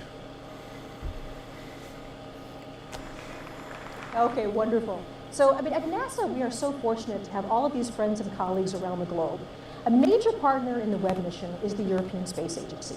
ESA contributions have been essential to so many aspects Go of this ESA. project, including Webb's spectacular launch on the Ariane 5 rocket last December.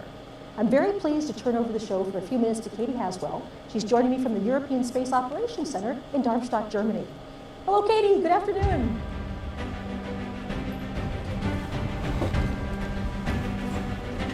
Ooh, a galaxy. Thanks, Michelle. I do love me some galaxies. Thank you, Michelle, and welcome to Germany. We're at the European Hey, just a note, Space guys, I'm still getting all kinds of Operations IFB from lots of people. Center.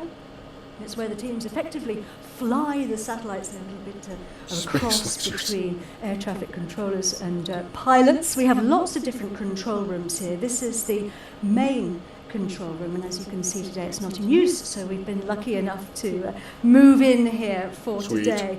I have That's what I very want my special office to look like, experts really. with me, both scientists from the European I want, Space Agency. dozens of screens everywhere. Giovanna That would make this way Giardino easier. is a near-spec scientist. Giovanna has been working on that for many years. Near-spec Lots to is tell one us of the about cameras Martin that Cochrane is attached a to the special Wells advisor telescope.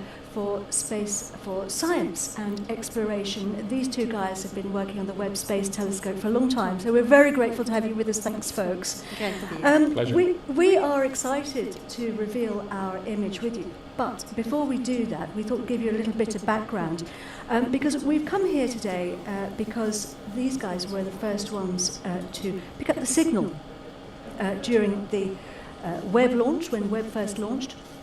They run a system called S-Track, which is NASA's deep space tracking system, and they were listening out when Webb called home. And the controllers here have been looking after a whole very impressive list of missions since 1968. ESA has played a very, very important role during the for the Webb Space Telescope. They provided the launch on board the awesome Ariane 5 launch vehicle from the Guiana Space Center. The atmosphere in the Mission Control Center was electric, I can tell you, I was there. They've also provided people. We have 15 ESA scientists working at Space Telescope in Baltimore, and also they have provided the infrared spectrograph, the near-infrared spectrograph, and also half of the MIRI instrument, which is the mid-infrared instrument. Let's take a look at those now. Webb's 4 scientific instruments include NIRSPEC, the near-infrared spectrograph, made by ESA.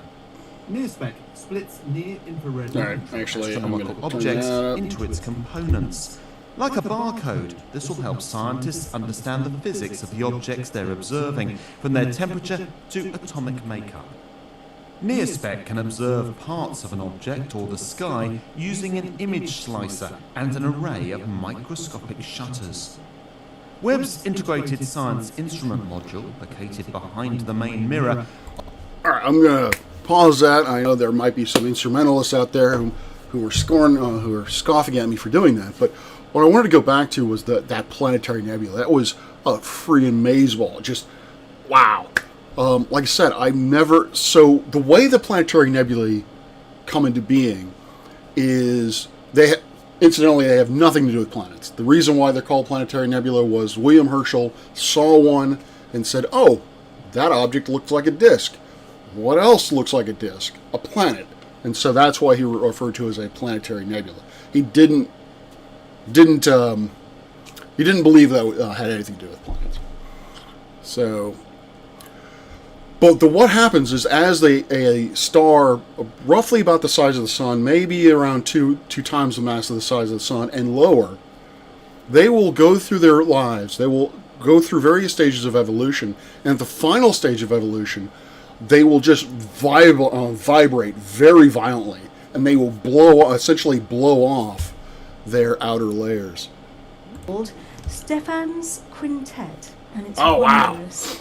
Giovanna, what are we looking at? I've imaged that. Yes, not like that though. Quintet. So we are looking at 5 galaxies. Galaxies are this giant structure that, as we see everywhere around us in the universe. They contain from Galactic million cannibalism. to 100 billions of stars, and in fact we live in one of them, the Milky Way. And here we see 5 of them. This is a closer galaxy in the foreground, and these 4 are at a distance of about 300 million light years from us, and are locked in a close interaction, a sort of cosmic dance driven by the gravitational force. You can see here these two in a process of merging within each other. This is They're a very eating important each other. image, an area to study, because it really shows the type of interaction that drives the evolution of galaxy. That's the mechanism of galaxies' growth. I love this image of the cosmic dance moving through each other. Mark, there's a lot going on though in this image, isn't there?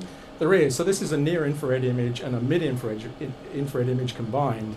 And when we zoom in on the left-hand side here, we see this foreground galaxy. We see lots of individual stars in there, actually resolved as point sources, which is remarkable. And then as we pan across, we actually see the galaxies in the merging galaxies. We now see gas and dust, which is being heated up in the collision between those galaxies. And that's a place where new stars are being born today. So we're actually seeing the process of creation of new stars in this region. And then when we look in the background here, we see, if you were to not look in only the optical, that would galaxies actually that are appear blue. light years, but also stars in our own galaxy. These snowflake structures that you see here, those are nearby stars. But in the corner and around the edges, we see galaxies which are much, much more distant, much further away. So similar in some sense to the ones that we saw earlier on in that deep field. And so this image actually takes us Yeah, I from want to the get. nearby I want to galaxy be able around to Milky answer Way that question. through these galaxies which are evolving today all the way to the distant universe. And in a way, it captures cosmic evolution of galaxies over those 13.8 billion years. So we have another image, don't we, that we can Exactly. look at? So if we strip away the near-infrared view there of the stars predominantly, now in the mid-infrared with MIRI alone, we see mostly gas and dust. So we see the same galaxies again, the two merging, and then we also see something very interesting up at the top here, because this top galaxy has something new and bright in the middle of it. And Giovanna, tell us what that is. Yeah, that's an active black hole. We cannot see the black hole itself, but we see the material swirling around, swallowed by these sort of cosmic monsters, and this gas gets heated to extremely high temperature as it falls onto the black hole, and it becomes very bright. In fact, this is outshines the galaxy. Here we see luminosity that are 40 billion times the luminosity of our sun. It's really, really bright. And with NIRSpec, we can zoom into this area, and we have this technology that allows us to take thousands of images at different wavelength channels, so see this distribution of the gas, what's going on in the gas in different regions of this core area, and understand the composition of the gas, the velocities, the temperature. So that's very important to understand the physics. So that it's giving us so much information, and it just shows the power of this telescope. Mark, this is just the beginning though, isn't it? I think that's a very important takeaway from today. You know, these are like pictures just taken over a period of 5 days. And every 5 days we're getting more data which will contribute more in that direction. It's a culmination of decades of work, but it's just the beginning of decades. And you know what we've seen Job today security with these for images grad students in the is future. essentially that we're ready now. This telescope is working fantastically well. And you know, to borrow a phrase from a famous rock musician, you know, we're ready to turn this telescope up to 11. It really is time. It's fantastic. Thank you very much indeed, both of you. Back to you, Michelle.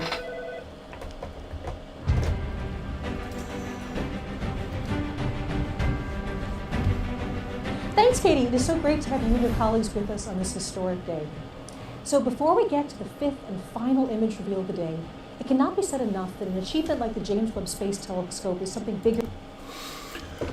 So yeah, what I find to be fascinating about that, going all the way back to the planetary nebula, is normally you see just a single white dwarf, a single basic, proto-white dwarf, a collapsing core that will become a white dwarf in the center of these planetary nebulae, if you see it at all. And this gas cloud from that violent expulsion of the stellar envelope surrounding that core. So the white dwarf is really the core of the previous planet that existed. It's about the size of the Earth. Its temperature can be around 10,000 Kelvin. But what I found to be interesting, or what I found to be fascinating about that is, right now, I don't know how that binary system would exist. I don't know how that would.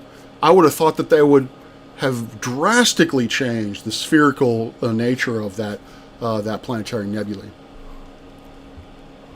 So that's something that I'm going to have to be looking into. I will be doing a deeper dive on each one of these images over the coming weeks. So I'm not just doing this off the cuff. I will be looking into these more and try to give you get more answers to what is physically going on with these So things. Amber Strawn is Webb's deputy project scientist. She's here with me today to share the final big reveal of the day. So Amber, it is so good to see you. How are you feeling? Oh, so great, so exciting. What a great day this is.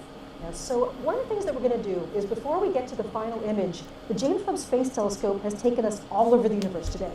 So let's do a quick review of where we've been so far. So Jane Rigby got us rolling today with an extraordinary new deep field image, showing us one of the farthest views of the universe ever. Yeah, this image really does demonstrate that JWST can do exactly what we've designed it to do. Yes. And the Canadian Space Agency then took us to the massive planet WASP 96b, where the team has detected evidence of atmospheric water. That has no whites, it has no Anglo-Saxons, it has no Protestants. Of this observatory, we're able to do these kind of measurements in a fraction of the time that we're able to before.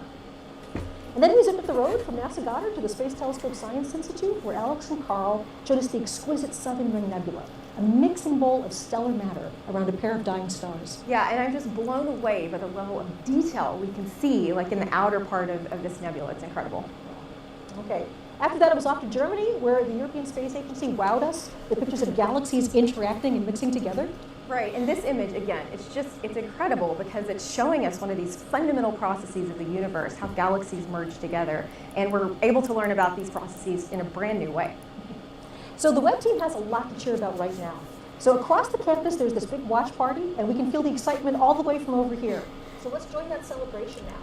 We're back with Senior Project Scientist John Mather, along with the head of NASA's Science Mission Directorate, Thomas Zurbuchen.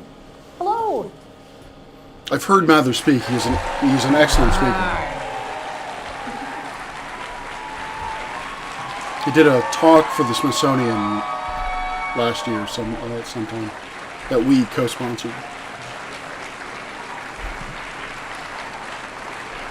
So, John, we looked around the world and we're the only ones with a cheerleader crew right over there. That's amazing. Look, you've been with this mission for decades.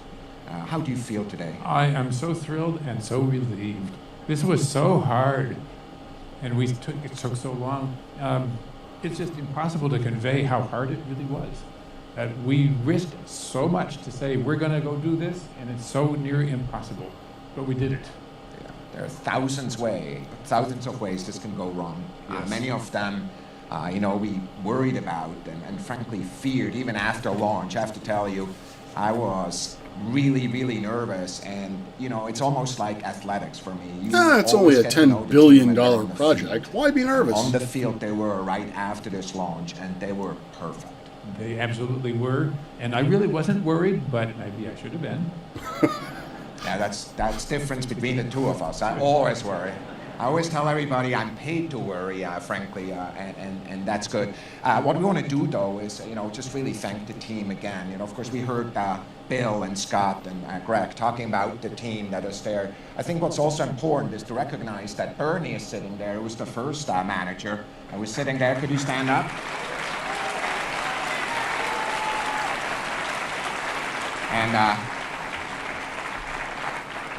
And I want to mention that Phil Sabelhouse, who is a manager also during that time, is no longer with us, but his heart is with us today. Yeah.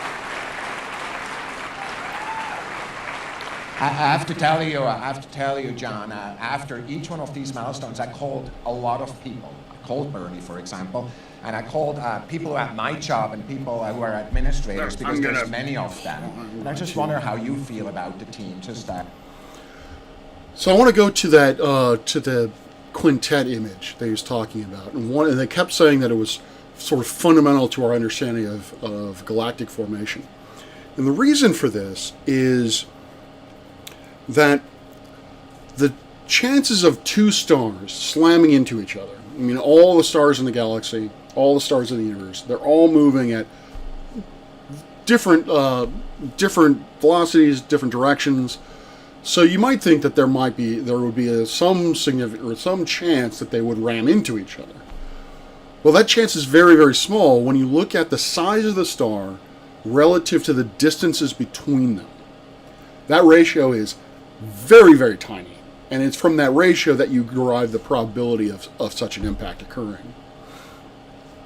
But if you look at galaxies, that ratio is actually significantly larger. When you look at the size of the galaxy in relation to the distance between them, that you actually do have, particularly also if you incorporate the gravitational influence, essentially, of these galaxies. Galactic collisions are actually a fairly common event, particularly in the very, very early universe, when the universe was not very voluminous, as it were. Here it is. Can you walk us through the final image reveal? Absolutely. Here we go. The last image is, wow, look at that. So Amber, it's can like you a tell us wave about what we're seeing here? Of really, really dirty water. This stunning vista of the cosmic cliffs of the Carina Nebula reveals new details about this vast stellar nursery. Today, for the first time, we're seeing brand new stars that were previously completely hidden from our view. There's something you want to point out here? Absolutely. So honestly, it took me a while to even figure out what to call out in this image. There's just so much going on. Pillars of Creation is actually in the Eagle Nebula, but this is in the southern hemisphere. Sort of this sense of depth and texture from this new data. There's a lot going on. To call That's out creepy. It kind of looks like a skeleton First of all, with in general, wings. the Carina Nebula is a nearby star-forming Or that region just could within be. our own Milky Way galaxy, about 7,600 light years away. And in this view, we see some great examples, first of all, of hundreds of new stars that we've never seen before. We see examples of bubbles and cavities and jets that are being blown out by these newborn stars. We even see some galaxies sort of lurking in the background up here. We see examples of structures that, honestly, we don't even know what they are. Like, what's going on here? The data is just so rich. And there's something really special about the infrared. Infrared can actually see deeper into these star-forming regions. Absolutely. That's one of the great things about infrared is it really does reveal what's going on here in a really cosmic sense. And in general, what's happening in sort of this overall landscape is we have these gigantic, hot, young stars up here to the top of this rim, and the radiation and stellar winds from those stars is sort of pushing down and running into all of this. This is gas and dust, and of course we know that gas and dust is great raw material for newborn stars and baby planets. But there's a flip side to this story and also a little bit of a mystery, because these same processes can serve to sort of erode away this material and stop star formation. So we have this sort of delicate balance going on of new stars being formed, but at the same time the star formation is being halted. And for me, when I see an image like this, I can't help but think about scale. You know, every dot of light we see would be nice here if you is an give us individual scale. star, not unlike our sun, and many of these likely also have planets. And it just reminds me that, you know, our sun, our planets, and ultimately us were formed out of the same kind of stuff that we see here. We humans really are connected to the universe. We're made of the same stuff in this beautiful landscape. And actually, the Carina Nebula was one of my favorite images from Hubble. So Hubble looked at this as well, right? Absolutely, yeah. The Hubble image of this is also spectacular. We saw it in a different kind of light when Hubble took an image of this particular nebula. And then you can see amazing things with Hubble, but when we zoom into this new image, we're able to see so much more detail. And of course, all of us, you know, I grew up on Hubble, and all of us love Hubble, and I'm so excited You grew up to see what on these Hubble? two That's amazing impressive. observatories are able to do really in tandem with each other. Thank you so much. And again, congratulations. It's been a pleasure to be working on this with you. I'm just amazed by what's been going on. Thank you. So as we're wrapping up, one of the things that I really have to say is the journey that we've been going on is so very dramatic for me. So we've gone all the way from the birth of stars, and we have all the way through the distant galaxies to the birth of stars. This is where we all began. This was the whole... Yeah, going off and all philosophic like that's my job. So getting back to the Stephen's quintet, or Stephen's quintet. Getting back to the quintet of galaxies. When the universe was, so as I said, when the universe was smaller, when it was younger, it was smaller. The distances between these galaxies was much smaller. So the chances of these galaxies combining with each other, colliding with each other, was very high. Actually, the idea that a galaxy could survive that age without colliding into another galaxy is, in my opinion, very rare. It would be a very there would only be a small handful, a small percentage of those galaxies that form that did not collide into each other. Now, this has implications in terms of galactic formation, because again, this is a fairly common, even at today's galactic or universal size, this is still very much a active thing, or very much a common thing that is happening. And when we look at the simulations of, based on the observations that we've made, you have three basic types of galaxies. You have irregular galaxies, which, as the name would imply, are irregular in shape. You have elliptical galaxies, which again, as the name would imply, are elliptical. They can go from European football spheres to rugby balls to even cigar-shaped. And then you have the spiral galaxies, as I mentioned at the very beginning of the stream. So one of the questions is, how do these particular types of galaxies form, and is there any sort of evolution from one to the other? Well, as it turns out, irregular galaxies are more than likely the products of stellar cannibalism. They are either, let me do this, if you'll allow me.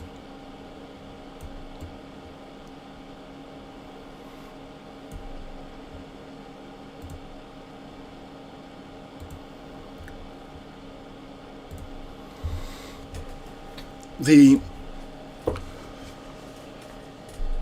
irregular galaxies are more than likely simply byproducts of galactic cannibalism.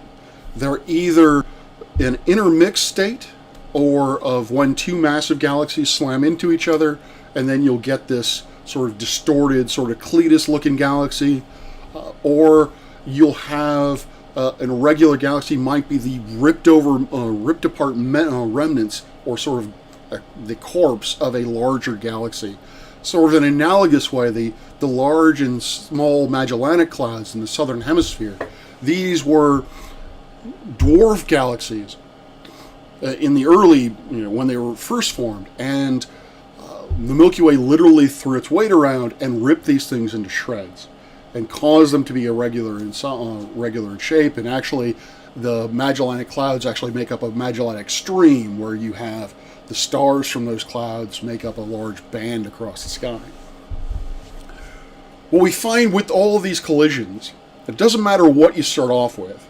You can start off with two spirals, you can start off with two ellipticals, a spiral and an elliptical, an irregular and a spiral. Regardless of what you start off with, you always get an elliptical at the end. So, what we can do then, or some of the questions we can ask, is we if given a consensus or given a survey of the universe, we can see which of these galaxies, if any of them, are preferential from a formation mechanism or formation standpoint. For the earlier parts, I would imagine that there isn't a whole lot we could gain because the early galaxies are almost all, in my expectation, the early galaxies will all be irregular in shape. They will essentially all be eating each other, forming into larger galaxies. But we'll get to a point where that stops. We'll get to a threshold where we run into the transition where that probability of collision is low enough that these galaxies can be formed and evolve without being disrupted over a long enough time frame. And so for me, it would be very curious to be able to peer into that part of space, that time frame, because then we can ask the question: which are spiral galaxies more favored in terms of how galaxies form, or elliptical galaxies more favored in terms of how they're formed? Because there are, aside from the morphological differences, aside from the fact that one looks like a plate and the other one looks like, well, maybe a rugby ball, they have very different physical characteristics. A spiral galaxy has a good amount of dust and gas in it, and so it has active star formation. You have stars of a variety of different ages, from very young stars, actually forming stars, to very old stars that essentially were probably around, or the second generation of stars to have formed. Elliptical galaxies are colloquially known as red and dead. They really they have almost no dust, they have almost no gas. They have a tenuous amount of dust. All of the stars are essentially evolved. There really are no blue stars. There are at least main sequence blue stars. These things are old. And so, for me, the question becomes, if ellipticals can form first, or basically without some kind of combination, then what do they look like? I've never seen an elliptical that was not red and dead, so that it had some sort of star formation going into it. And a reason why an elliptical galaxy looks older, as it were, than a spiral galaxy is because of this collision, because of these two galaxies slamming into each other. You have a great deal of star formation, basically a burst of star formation, and that consumes a great deal of gas and also disperses a great deal of gas. And so that gas is removed from that galaxy, and all you're left with is just evolved systems, evolved stars. So for me, that would be a very interesting question to ask. Is a very interesting question to ask: are there sort of zero-age elliptical galaxies? I don't know a physical way or a physical mechanism that would take a spiral by itself, without any sort of interactions with anything else, and have that spiral galaxy evolve into an elliptical. So another way of phrasing this question is, are elliptical galaxies born in and upon themselves, or are they actually just simply byproducts of galactic collisions? And the answer to that question is going to very much, again, be a boundary condition. It's going to be another post that the theory of any theory explaining the universe or the universe's evolution has to account for. Ultimately, what we'll find is those clusters that cluster in the center of S max 0723. As the universe progresses, as the universe gets older, we're going to see more and more of those. That the galaxies are going to get, we're going to become more. The galaxies are going to be clumped together more. Clusters are going to become larger, and those clusters are going to be almost entirely dominated by elliptical galaxies. So, I actually also don't know. This just again might be my own ignorance, but I've never seen an image or any data that suggests somewhere there is an active galactic formation. So I don't know about that. In terms of the Carina Nebula, honestly, I was really hoping for something really cool there. When they talked about stellar birth, I was like, show me a YSO, show me a young stellar object.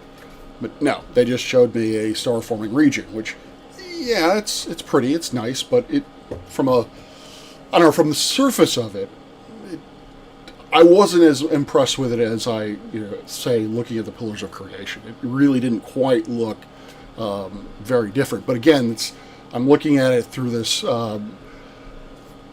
live stream, and I haven't actually. I'm going to download the image and take a closer look at it. But what I can say about that is what the Carina Nebula is something that we've really already knew in terms of stellar nurseries, is that stellar formation is an inefficient process. If you take the entire mass of what we refer to as a giant molecular cloud, a cloud predominantly made up of H2 or molecular hydrogen. Astronomers are great at naming things. These are the stellar nurseries, these complexes where stars are born. Only 3% of the mass of that cloud actually gets into stars. The reason for this is because hot stars are bullies. When the hot stars, the big O and B type stars, they're going to form first. The mass is large, they've got more mass. Gravity is going to act in a much faster time scale. These things are going to get formed, and in doing so, they are very hot, they are very luminous, and they're going to, just simply the intensity of that light is going to blow out that material, blow out that gas. And when it blows that gas out, it eliminates the possibility that that gas could actually collapse down and form smaller stars. And then on top of that, these things will evolve very quickly and explode into supernovae. And that will blow out even more gas. And so these bullies, these big blue stars, will really dissipate a lot of the matter before it has a chance to actually coalesce into smaller stars like the Sun.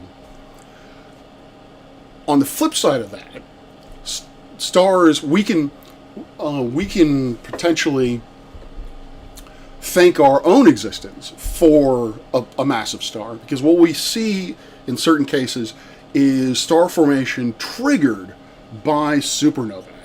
A star blows up, blows out the gas, and that gas smashes into the slower moving gas surrounding that entire region, and it compresses that gas, and then you start getting formation of smaller stars like the Sun and so forth. So with that image that she showed of the Carina Nebula, really what we're seeing is, if you had if basically you think of it as starting off with just a field of that orangey yellow sort of gas, you have a couple of big bright blue stars pop off, and they're pushing out that gas, and you get that nice sort of demarcation, or the sort of look like the top of a mountain, I guess. That's where that comes from. There's something else I wanted to say about that, and I cannot remember for the life of me what it was. One of the reasons why you might ask the question, why is the Wells telescope a successor to Spitzer rather than, they say it's a successor to Hubble, but really it's a successor of Spitzer. Why isn't it a successor to Hubble? Why is it not an optical telescope? Well, one of the reasons for this is because of the idea that a scientific goal was to look at stellar formation, exoplanet formation. The best way to do that is to look in the infrared. These clouds of gas, these nebulae these star formation regions, have a tremendous amount of dust. At least they don't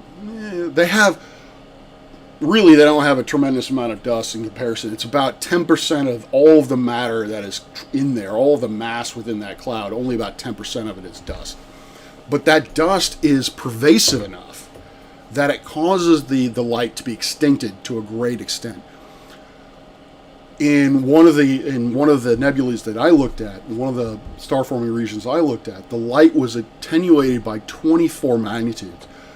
What you can think of, a way to visualize that is, if you took that amount of dust and stuck it between us and the sun would go away. The sun would no longer be shining in the night sky, or the day sky, whatever.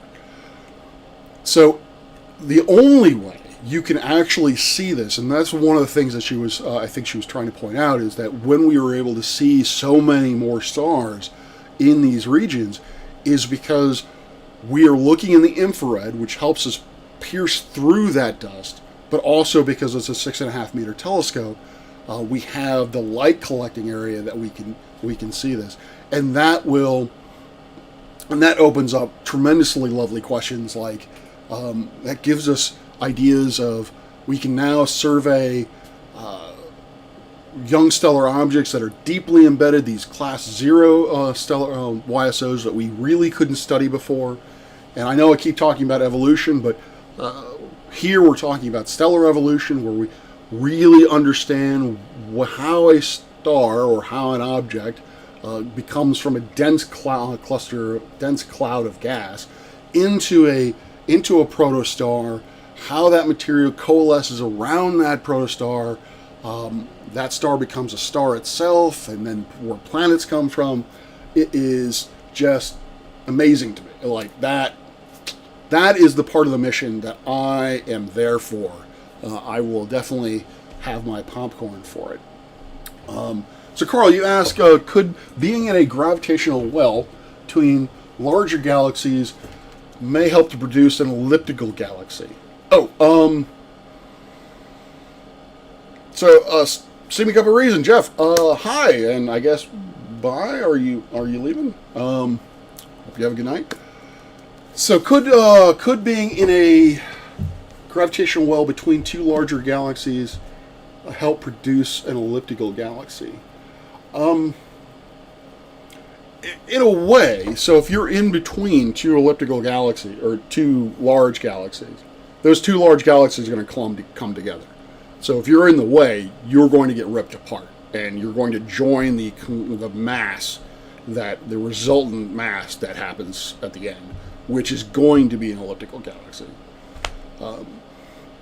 In a related note, just as the Earth is going to fry as a cinder as the sun evolves into a red giant around 4.5 billion years from now, the Andromeda Galaxy is going to smash into the Milky Way galaxy. While, again, that's really not going to do anything to the sun. The sun is going to just basically live the rest of its life as it is. It's going to rip everything apart. The massive dust cloud, or the massive gas clouds, these molecular clouds in the Milky Way galaxy and the Andromeda Galaxy are going to slam into each other. That's going to cause enhanced star formation, and everything's going to get twisted and thrown around, and eventually you're going to get a large elliptical galaxy from that.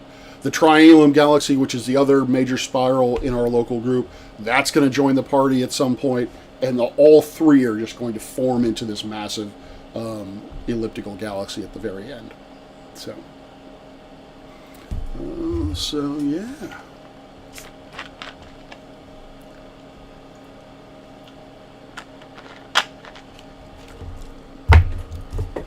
I know I've been sort of rambling on, and again, those who haven't been here the whole time, I want to say that I will be doing a deep dive, probably an episode on each one of these images that have been taken, the deep field, let's see if I can remember these, the deep field, the exoplanet atmosphere spectra, the galaxies, I think it's Stephan's quintet, Stephens or Stevens, I don't know why I can't remember that. The quintet, the Carina Nebula, and the Planetary Nebula, which again, would not expect a binary to be in the center of that thing. I would have thought that, and particularly since one is white and one is red, that to me tells me that the white is the core of one star, and the red is still a star that's not evolved, but basically a large, is evolved, but it hasn't evolved to the white dwarf phase. Basically, it's a red giant. Again, I'm not entirely certain how that would work. I have some ideas of mass transfer and all that kind of good stuff, but again, all of that would seem to me would strike me to you'd see a different structure than you do here. So yeah. Jeff, what is the Wells telescope looking at right now? I honestly don't know. We're going to find out in a week, because as they were saying, essentially they're going to be releasing images every week. Now, that is not to say that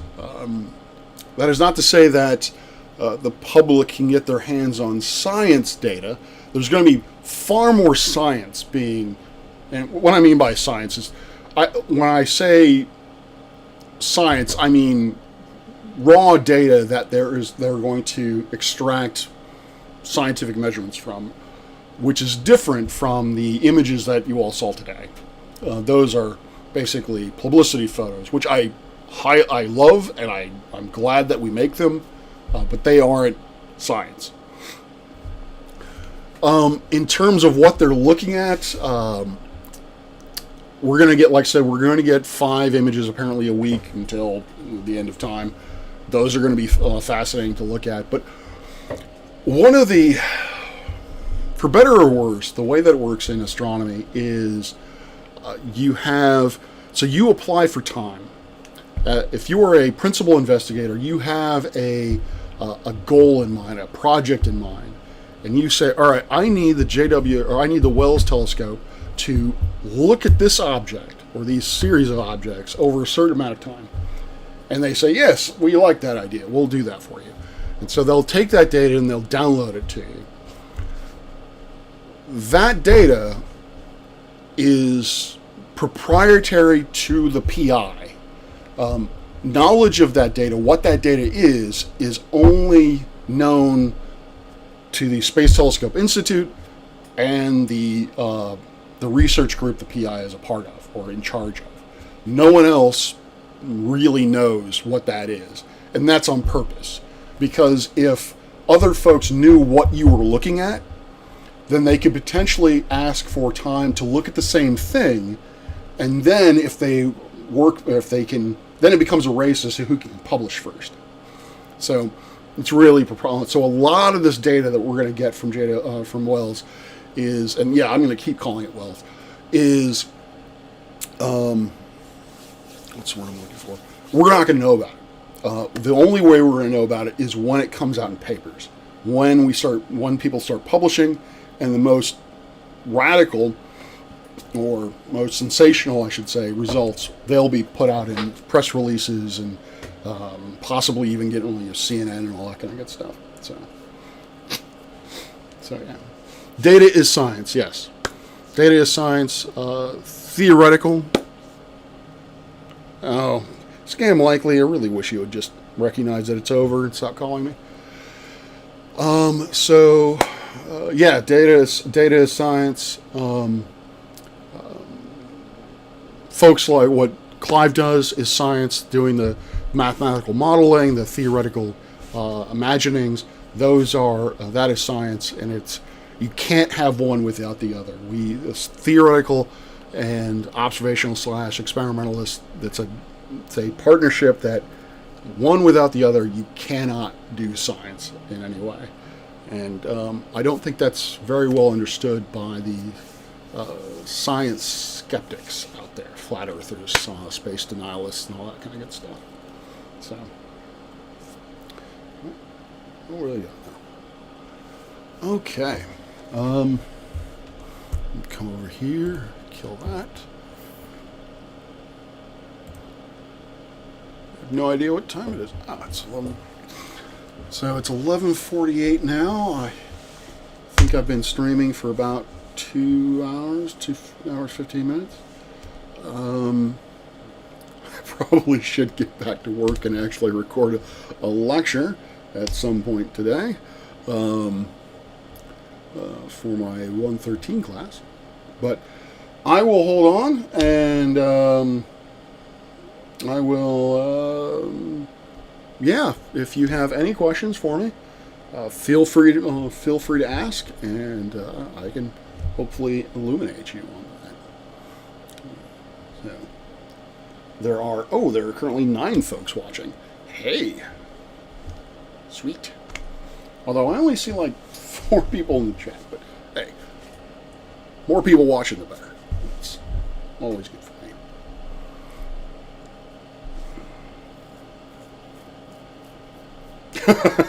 Yes, a plaster volcano is science. Although I never understood what would the purpose of that as a science experiment be. But hey, I looked at the duration of batteries as in my science project, so I am certainly not one to judge on that score. So what is on my plate? What is on my plate for future videos? I think I'm actually starting to get into a rhythm where I'm putting things out more consistently. Hopefully I can ride that wave. So right now, obviously I have my 113 lectures, which is more detailed, not overly detailed, but more detailed information on stars, galaxies, and cosmology. More detailed than when I went over in 103. Eventually, in the next probably 2-3 weeks, I need to start making my videos for cosmology, which is going to be, sadly, Clive, it doesn't have a lot of equations in it. It is a qualitative introductory to cosmology. A lot of it is going to deal with the thought processes behind how cosmology has evolved over time from antiquity to now. Obviously, I will throw in some equations. You can't have cosmology without equations, but I will be creating those. But from a science communication standpoint, I will be, like I said, I will be doing these episodes on the JWST images, and if they're pitting them out, 5 a week, I may just do that. That may become a regular thing for me. Let's see, what else is there? And then the other thing that I want to do is my Flat Earth X is a thing. That's probably going to be a fairly limited series because I'm only kind of blanking on. The next thing I want to do is Dear Flat Earth, gravity is a thing, and show 3 very simple examples of why gravity has to be the answer, or really why relative density cannot explain even simple things. Throw out Cavendish, throw out Foucault, throw out Cavendish. we don't need to get that technical about it. Just simple experiments that cannot be rectified with density measure, or density disequilibrium, and all that. Hey, Clive, if you want to send me some lecture notes on that, I will gladly take them. I will be glad to have them. So this project was a taste of different colors of lead paint. Green is my favorite color, so I can imagine it would be the tastiest. Yeah, and then of course I also want to do, because I have been doing almost exclusively qualitative lectures, I would like to get back into just, not hardcore, but just nitty-gritty quantitative teaching, talking about, I haven't figured out whether or not I want to do introductory algebra-based physics course, or if I just want to go whole hog and actually go through a hybrid algebra calculus-based astrophysics course, and just do that for funsies. So that would involve me blathering on, but it would also be quantitative in that I would derive certain relationships like the distance modulus, the Kepler's laws, so forth and so on. So, all right, I think I am babbled on long enough. The water in the ocean is so much heavier than a rock, then why does the rock sink to the bottom anyway? Yeah, that's true. All right, folks. Again, thank you for watching. For those of you who might watch this in the future, thank you for watching. As always, I hope that you have found this entertaining, if not, hopefully, very hopefully, educational. So I'm going to sign off. Hope you guys have a good rest of your day. Peace out.